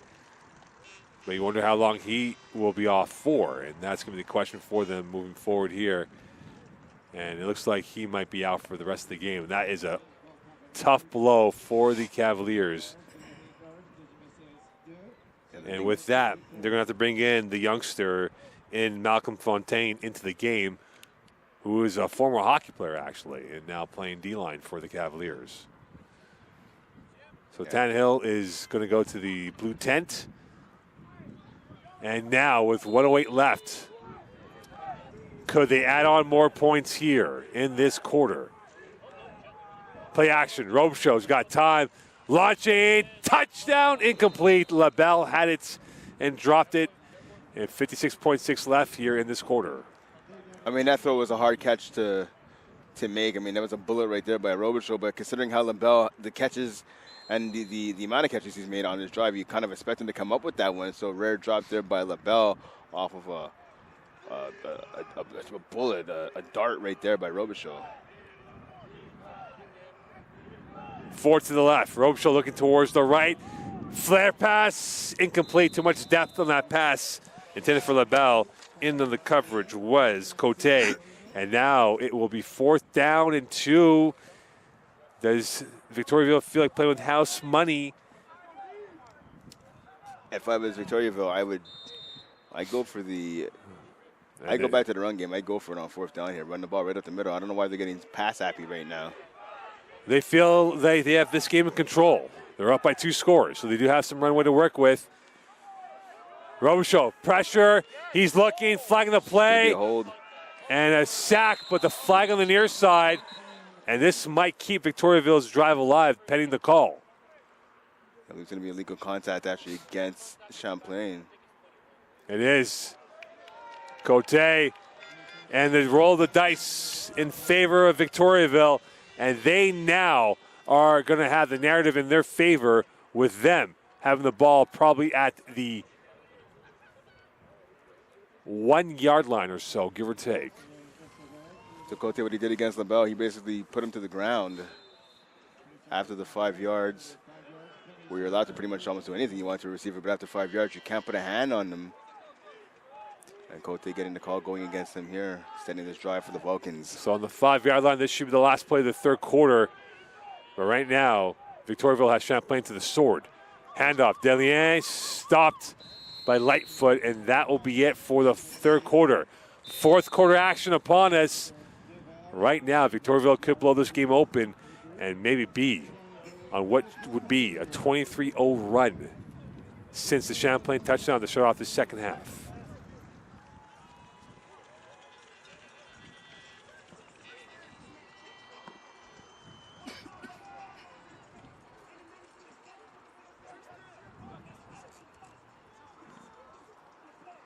Welcome back here, Champlain, Victoriaville on Cavs TV. Victoriaville is knocking the door. You wonder if they score this touchdown, if this might be the passport to victory, which would put them at a score of maybe 40-24, and this might be too much of a situation for Champlain to come back in this matchup here. They need to come up with a stop of at least of a field goal, nothing more than that, Brent. Yeah, that's exactly it. I mean, you hold them to a field goal, it's not so bad if you're the Cavs defense, but you have to keep them out of the end zone first, and that's going to be outside against the Vulcans. Which wouldn't be a bad thing for Victoriaville because they love the space with Robeshow, with his ability to keep plays alive to work in their favor. Yeah, I mean, obviously, you don't want to take a penalty if you're Victoriaville, but I mean, if it's only the 5 yard variety for that offside, so it's not so bad as you talked about. Well, yeah, it does give the offense, and especially Robeshow, a bit more space to work with. Let's see what the offensive coordinator has up his sleeve here on 2nd and 8. So Delien is there. He is parked at the quarterback position right now. And what will his be? Will his magic be right now? He gets tripped up. He gets dead to rights, stopped and tackled this time by Boris Jr. Henry on that play. And this will be a 3rd and 12. It was going to be a 1st and goal from the 5, ends up being a 3rd down and 12 here, or 3rd down and a big part of the scoreboard is wrong on how this is going to play out for them. So we'll see how this plays moving forward. You say again, another high snap there by Tarasco. That just threw off the timing of the play. We're sure if Robeshow wanted to pass it to the running back Samuel Laramie or hit him in the backfield on a swing pass, but that high snap threw everything off. Robeshow, end zone, he's got a man, touchdown! A great catch by LaBelle, and that could be the backbreaker to Champlain's hopes with this now a 39-24 lead and a 22-0 run for the Victoriaville offense. Yeah, they're both nice post roll right there, getting open in the back of the end zone. Thought he might have dropped that ball for a second. Was able to hang on as he made contact with the turf. Beautiful throw right there by Robichaud. And pending the extra point, this will be a timeout called by Victoriaville. So timeout called by Victoriaville, 14:04 left here in this fourth quarter play. And right now it is a quiet library. The only noise you hear is that ship passing by us right now in the background. So sorry to interrupt you, Mo. So I think the offense is going back in here now to make it a 2-point conversion attempt, which would put them at a score of 17, which would be a 3-score lead. So Victoriaville playing the percentage points, playing the analytics here of if they hit a 2-point convert, that means Champlain would need 2 touchdowns and a field goal to get this game back to parity. That's right now I believe a 15-point lead for the Vulcans. So again, yeah, right now, obviously, if they're able, as you talked about, so the Cavs are able to keep them out of the end zone here on a 2-point try. It's basically 1 touchdown, then another touchdown on a 2-point conversion. And with the Cavs, that would be the hill that the Cavs have to climb. But again, that's all reliant on keeping them out of the end zone here on this 2-point try. So the chance to go up by 3 scores. And a chance to be in second by tonight. 2-point convert is good. 17-point lead. And now a 24-0 run for the Victoriaville team. And I go back to that pick 6, Brent. It opened up the floodgates, and now Victoriaville has run riot on Champlain in this second half. Yes, exactly. I mean, we saw, again, the TD there by Gregoire to give, on 4th down, to give the Cavs the lead here in the second half. It was 24-17, and after that, it has been all Vulcans. Again, they got the touchdown by Delaine, pick 6 like you talked about, then they got a safety, and we saw a touchdown right here by LaBelle with the 2-point conversion. The Victoriaville offense has been on fire. The Cavs are going to have to do something to try and match it right now, or it might be all she wrote, again, with 14:04 remaining here in the fourth. Well, the math is pretty simple for Champlain. 2 touchdowns and a field goal if they don't allow any more points from Victoriaville. And the Vulcans have laid a statement, a gauntlet chance here that it is them and Huntsick who are the best teams, and now Champlain, who are 3-0, could be staring at 3-1, and now 3rd place. Bentley still going. Bentley fighting for more yards, and he will be brought down at the 42-yard line. And Bentley's slow to get up here as he's feeling the pain on that tackle that he took. Yeah, Bentley, pretty much a human highlight film right there on that return. That's a big return right there. I believe he got it all the way up to, I think, the 42-yard line. So that's a big return right here, setting up the Cavs with some good real estate right here. The Cavs are going to have to capitalize on it, though. They're going to have to get some points on the board. Yeah, exactly, at the 42-yard line. So Bentley did his part. Can the Cavaliers offense do theirs? What a change in the winds in this matchup. Parkinson to the left side, and he is going to get stopped, moving his legs, still going strong, brought down by Thomas Brunet. Had Champlain won this, if Champlain were to win this football game, Victoriaville would be 2-2. If Victoriaville holds on, they'll be 3-1. Tiebreaker advantage for them, and a chance to be a home team for the 2 spot in the playoffs here. Still half the season to go. So many twists in the plot right now for either side, but at least for now, Victoriaville in the pole position in this fourth quarter play. Play action. Going far side deep.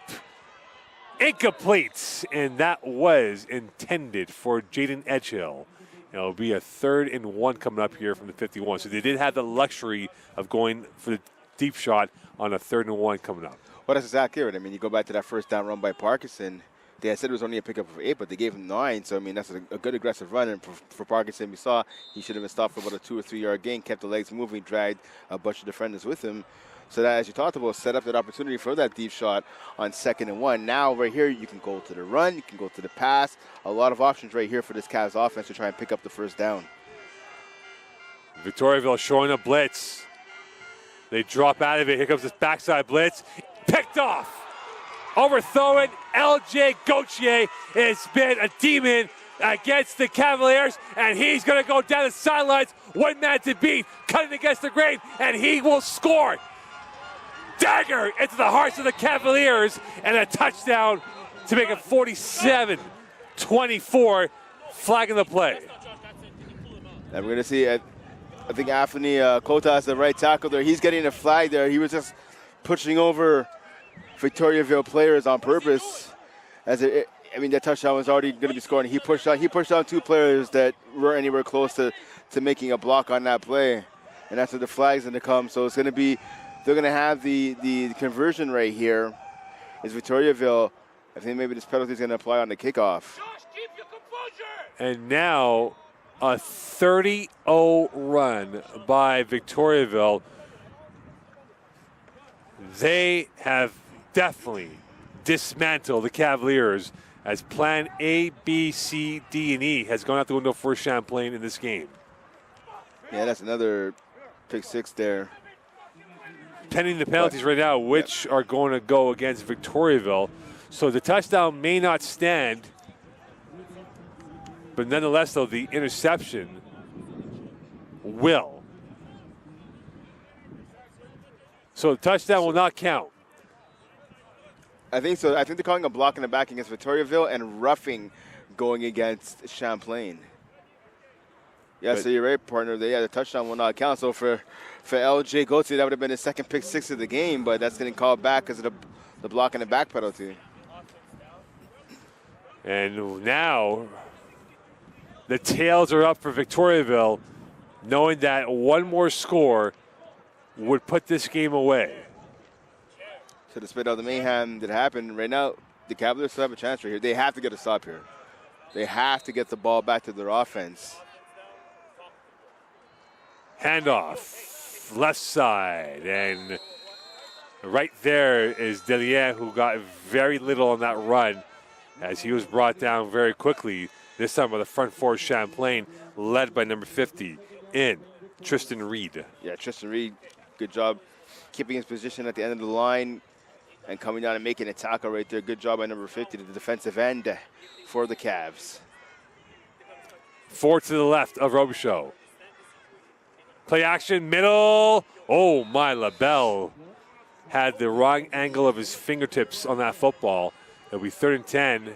If Champlain could force a quick 3 and out and get the ball back here before we hit the 10:30 mark, it would be a moral victory in that situation. Yeah, if they can get the ball back and score, they'd be back in business. Again, LaBelle there, I mean, it's a tough catch to make as he's falling, but again, I hit him in the hands, and as the saying goes, if it hits you in the hands, you should be able to make the catch. 3rd and 10. This could be the play of the game right now for Champlain's defense to save this game. Robichaud, pressure, and he evades the sack, and he's going to be brought down, flag on the play. He keeps going, and he will be forced out of bounds. Another flag as well. That will be a late hit, and this might be going one apiece of penalties, Victoriaville and Champlain on that side of the football. Yeah, it's going to be holding against the Vulcans offense.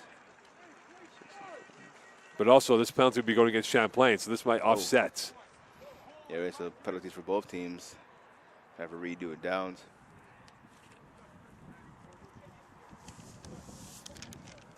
And with that,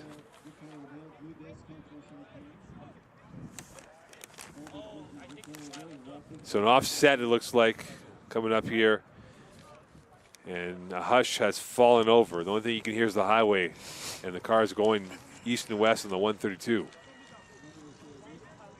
So first down for the Vulcans. And with that, this could be a pressure point moment here for the Cavaliers on a 1st and 10 from the 53.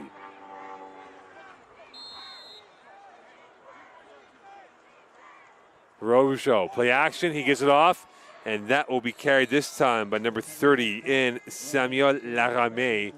for a couple of yards on that. So now it appears Victoriaville might be going to ball control offense here of trying to milk the clock and squeeze the life out of Champlain and essentially give them no air at all. Well, right now, I mean, the biggest opponent right now of the Vulcans is the clock right now. They want to milk it as much as they can and stick with that run game. That run game has brought them to the dance here tonight. There's no need to go away from it. 10:43 left in this fourth quarter. 41-24 lead for Victoriaville. 3 down linemen for Champlain. Robichaud's got time, looking to the left. Might be called PI. It will not be the case. That ball was intended for Jeremy Crete. In on the coverage was Tristan Hawksby as he made a big play on that. It will be 3rd and 11 with 10:32 left in this ball game. Yeah, good job by Hawksby just getting there as the ball arrived. I think half a second earlier that definitely would have been past to the first going against Hawksby, who again with tight coverage there on Crete. Good job by him of keeping clean and making sure there was no flag thrown on the play. Clock is rolling. 10:20 left here in this fourth quarter. 3 down linemen again for Champlain, make it 4. Could they get to the house and sack Robichaud, which has been tough? Quarterback draw. Here he goes. Away around and then up ahead. Fumble. Loose ball recovered by Victoriaville. Crete, right place, right time. Champlain over pursued it and lost that opportunity to get that ball back with 10 minutes to go. It seems like the football gods have been on the side of the Vulcans all evening. That ball was fumbled. There was about 3 or 4 Champlain players right around the quarterback as he fumbled the ball, and that just rolled right over to Crete. Crete smartly just diving on that before Hawksby could. 9:40 left here in this ball game. Robichaud in complete control of the narrative of this matchup. He has been the MVP of this game with his arm and legs. And now a chance to perhaps put this game away and second place on a sweet bus ride home to Victoriaville. High snap. Beautiful run. Still churning his legs is Laramie, and he will be very close to a first down with 9:14 left. Yeah, good tough run right then. Again, another high snap by the center for Victoriaville. Good job by Robichaud leaping up in the air and bringing that ball down and able to get the handoff off clean to the running back. Good tough run there by Laramie, picking up 8 yards on the run. South of 9. And no hurry at all. This clock is going down ever so fast for Champlain's liking. Laramie, he's got a whole left side. Away he goes up the heart of the Champlain third line of defense. And now you wonder, Brent, if this front seven is starting to wear down. We talk about Wyatt Tannehill. He's been out since the injury, and they have been attacking that area of where he would occupy his postal code that's now become empty. That's exactly it. I talked about before. That's a big loss by number 99, Wyatt Tannehill, one of the veterans on his defensive line. The big man in the middle lines up at the 1 technique sometimes, lines up at the 3 technique, and they are definitely missing him right now. We've seen Ray-Eric Manning there in the middle. He's more of a pass rusher than a run game specialist. And with this, clicking down to 8:25 left in this fourth quarter. Robichaud's got a 2-by-3 receiver formation, 2 to his left, 3 to the right, and Delien back in with fresh legs to work with. Play action. Robichaud, left side, dagger into the hearts of Champlain, and now a 47-24 lead and a 30-0 run for the visitors from Victoriaville. Yeah, nice run there. Nice play action fake again. The defense, especially the linebackers, a bit down. They thought it was a handoff, and you can't blame them. I mean, listen, the run game has been gashing the Cavs all night long, whether it's Laramie recently on this drive or Delien. But Robichaud did a smart job keeping the ball, ran that in for a touchdown, was able to make a man miss at the goal line, and he was able to run it in to extend this Victoriaville lead. And it might be getting a little ugly here. And Victoriaville will be 3-1 and in second place. Hunsick flag on the play will get Champlain reeling.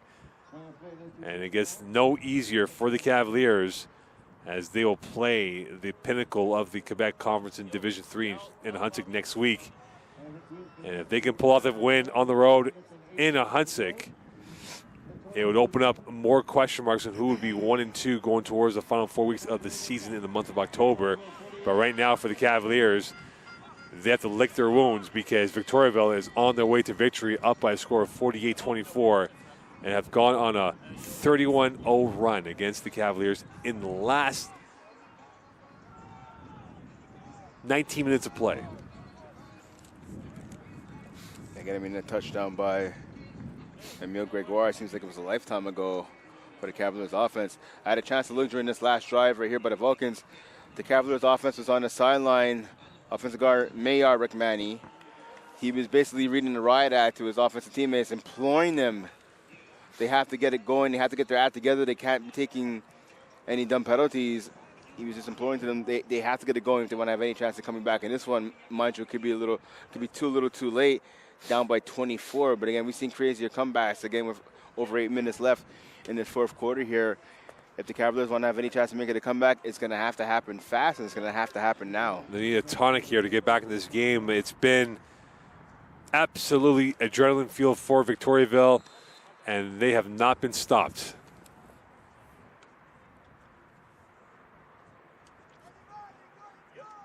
And that will be kicked up ahead, far side. Edichel, the returner. Now looking towards the sidelines.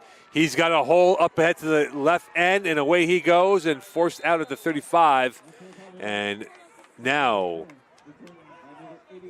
for Noah Langelier, with less than 8 to go, and in red ink, they have to get this ball going forward. And unfortunately, we talked about that pick six that he threw in the third quarter. That might have derailed his confidence in how this game's played out, and that deflated this Champlain bench and elevated that Victoriaville bench on how this game changed in a blink of an eye. Yeah, that's exactly it. I mean, we've seen pretty much a life go out of the Champlain offense when Langelier did throw that pick six. But again, there's still time left. There's still time, but they're going to have to get some points right here on this drive and quickly. Langelier almost picked off, and a hit. Federico Field tomorrow morning from Jacob Lambert on that play. Yeah, Frederick right there. I mean, listen, the defense is not going to let anything deep, right? They're going to be sitting on those hook routes that Frederick's been running all afternoon. They're going to they're either going to let him catch the ball, or they're going to get there as soon as the ball arrives. And if you're the Cavs right now, I mean, listen, the underneath stuff is going to be open, but you have to use the speed you have on the outside to try and stretch the field. Near side, Parkinson is hogtied and brought down. And for every tackle they make, there's a lot of oohs and ahs coming from the Victoriaville bench. And he was brought down by William Michaud for a very small gain. Yeah, good job there by Michaud, stopping the much faster Parkinson in the open field at that.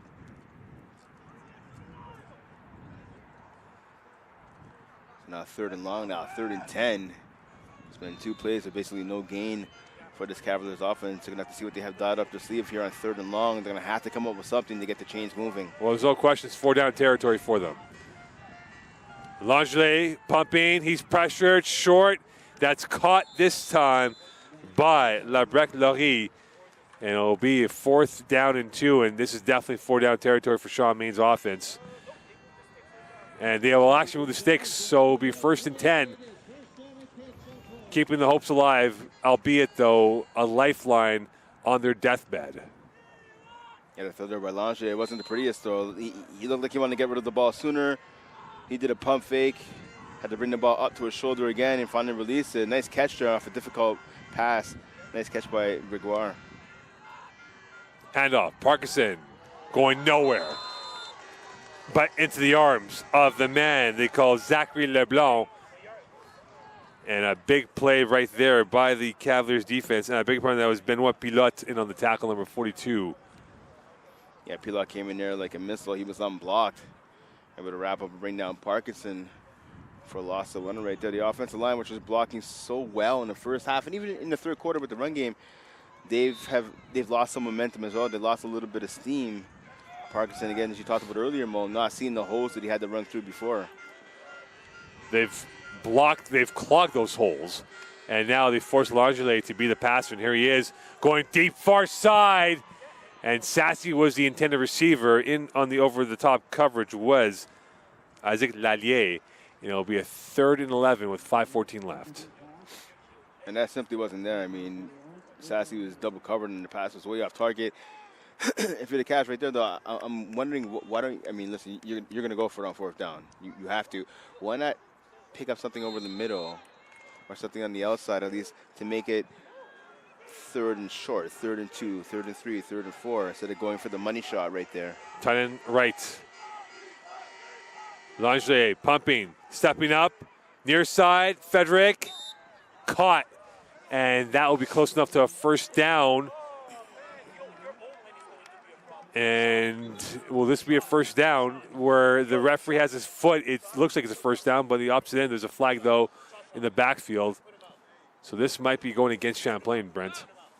Yeah, it looks like it is going to be going against Champlain. I believe that's going to go against the right guard. It's going to be Josh Elliott. And coming in the game now will be Samuel Kuzlek, as Josh Elliott is going to go off. And with 4:56 left in this ball game. Yeah, you hear some of the offensive coaches standing next to us on the sky drag, telling him they got to get Elliott off the field. He's going to lose his temper. We saw he was hot after the last two drives offensively as well. But he's got to realize he has to be smart here. He has to be disciplined because these penalties are hurting his team. So we 1st and 11 from the 47. So they get the first down, but again, it's first down. The penalty was after the first down, which is why the ball has moved backwards. Langley going deep near side, almost picked off, intended for Frederick. And in fact, Jacob Lambert was the one who had a better chance of getting that football than Frederick, who was on his backside. 4:32 left here. The folks who came up from Victoriaville are going to have a sweet car ride home.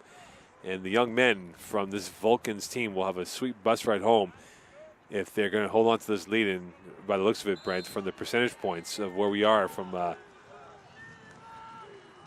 Power Index, it is going to be a Vulcans victory from the looks of it.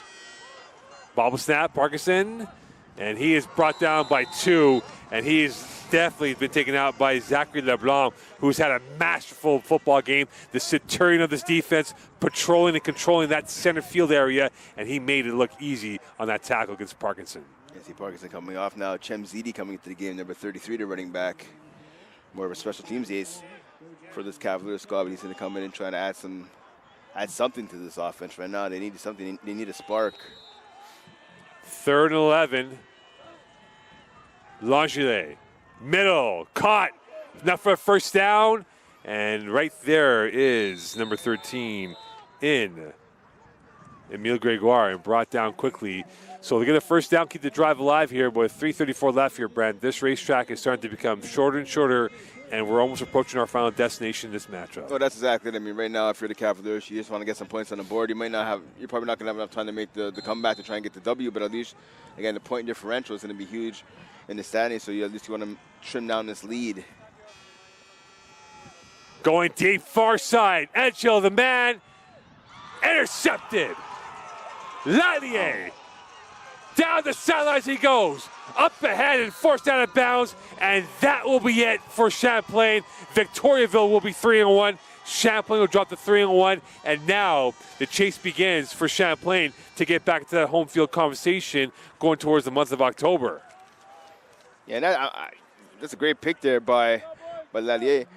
But you have to wonder, what was the receiver doing there? What was H.O. doing? I mean, he had the better position to come up and make that play on the ball.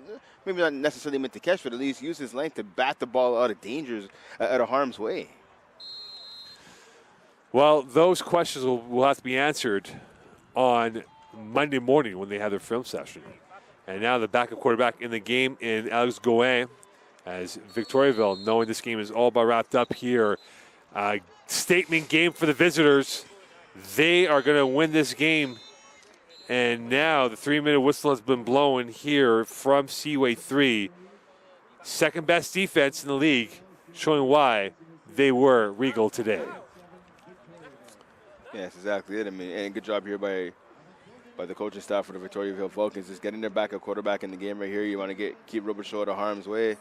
We see head coach Sean May now coming onto the field, talking to his squad, talking to the Cavs, telling them they have to keep the composure right here. Yeah, the result's not going to be what they wanted, obviously, but they have to keep your composure. You don't want to get any silly penalties. You don't want to have any injuries, or worst case scenario, you don't want to have anybody get suspended for a game for being foolish. So smart timeout called here by a smart move to talk to the team right here by head coach Sean Main. And with 2:48 left in this ball game, you wonder now for both teams if they're going to empty out the benches, in particular for Victoriaville. And for Champlain, they have to keep their focus next on the Huntsic, and they don't want to get anyone hurt, as you said before, before their showdown up in north central Montreal. Handoff, space, and my oh my, what a run coming through this time from Samuel Laramie. And with 2:36 left here, it's now all but a formality as Victoriaville can definitely put this game away and head over the hills, heading home with a victory and putting Champlain to the sword in this game.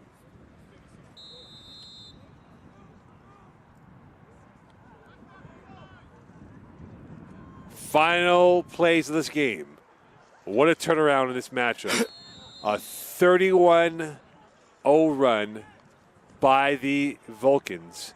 And they didn't look back after that pick six to open up the floodgates, and they just ran riot on Champlain. Yeah, it's unfortunate. I mean, listen, Champlain, they were going head-to-head. Like I talked about earlier, it seemed like a botchy match.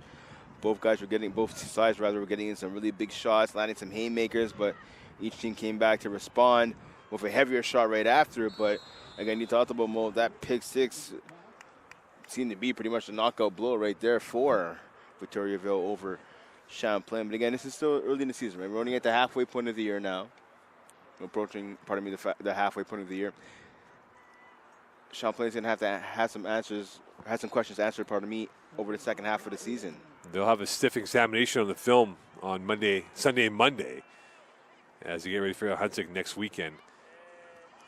Goya now rolling to his right. Away he goes, taking off out of bounds. And Gwen will get that ball up ahead towards the far side with 2:02 left. Yeah, so it looks like it's not just Robichaud, it's Gwen that could run as well, extending this drive for the Vulcans. So now you talked about obviously the Cavs emptying their bench as well, giving their younger players some much needed reps right here. Handoff, Laramie, away he goes, flagging the play, going out to the far side, and he's going to cut back in the inside, with maybe all for naught. With 1:52 left here, this will be 1st and 20 coming up here against the Vulcans. Yeah, holding against Victoriaville.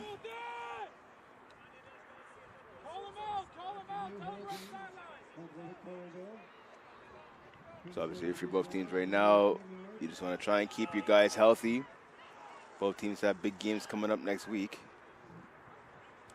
Again, obviously the Cavs, again, you're still looking at that scoreboard again. Right now it's a 24-point lead for the Vulcans. You don't want to have it be too much more because, again, point differential does play a factor into the standings. And you can see now being brought off the field is Charles Lafontaine. And Sean May knows it's time to bring on the backups and not get your stars hurt late in this ball game. Handoff this time, up ahead to Coliton, and that will be for a couple yards with 1:46 left in this ball game. It'll be second down coming up. And it's run there by Coliton, pick up a 5 yards, making it now 2nd and 5. No. 2nd and 16. Yeah, 2nd and 16, pardon me. Our next football broadcast will be in October 21st, I think it is, or 22nd, Brent Bakken. It will be Lanaudière coming here for Senior Day. And the play by Fontaine, beg your pardon, for Champlain on the tackle. Champlain will now be on the road to Huntsic, bye week, and then they'll have 3 of the final 4 on the road. But they'll go to Shawinigan, they'll go to Drummondville. They will face Lanaudière, and here comes this pressure coming up the middle. Gwen flagging the play. He's going to take off, throw. That's caught, and a big hit. A big hit coming through this time from Yassir Lachab. And Yassir Lachab in on the tackle. But right now, they'll have the 3 of the final 4 on the road for the month of October. Maillard right there, Romain Maillard, he was lucky. Oh, there's flags on the play. He was lucky that he was able to get up after that huge hit by Lachab. you feel that one all the way up here in the broadcast area on the SkyTrack. And they will bring out the punt team with 1:12 left in this ball game.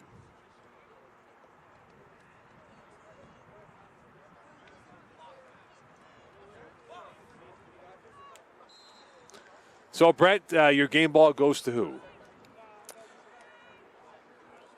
There's a couple of different options, but I'm gonna stick. See what happens here with this play. I'm gonna finish my thought after this play right here. I'll give you a couple seconds. Now to the far side it goes, and this will roll inside the 5 and out of bounds at the 7 or 8. So, yes, your answer, please. I'm gonna have to give it to Robichaud, perhaps. I want to say, yeah, Robichaud. I want to split it in half. You know what I'm going to say? Valentin Delayen and obviously Olivier Robichaud. Again, we talked about at the top of the game, right before the kickoff, those are the two guys that the Cavaliers are going to have to stop, and they pretty much failed to do so. Both, obviously, Delayen in the run game, but even in the pass game as well. And obviously Robichaud being the quarterback, he beat the Cavs with his arm, and he definitely beat them with their legs as well. And coming into the game for the Cavaliers is number 33 in Shamsuddin Zidi for the first time today. Second time today, that is. But now in the game for the final chapter. And Trey Bentley is at quarterback. So Lagelet's day is done for the Cavaliers. They will have to lick their wounds because in 1 week from now, they'll be playing a Hunsick. The Eagles will await this team, a wounded team in the Cavaliers with 54.9 left, and they've had some epic games. And in fact, the one last September here came down to a missed field goal by Ahensiku, in which they were down by as much as 14. And this is a rivalry that definitely is well respected for both sides, but they know that a win by either side would put either team in the pole position for a top 2 spot. Bentley, play action, and he is going to pirouette his way out of it. And again, the protection of the football is open, and now will be 26.5 left here in this ball game. And Champlain will get a few more plays if they play the clock to their advantage. Yeah, one of the big differences we see in this game, if you compare it to Champlain's win last year, again, 30-10 win here at Seaway Park 3.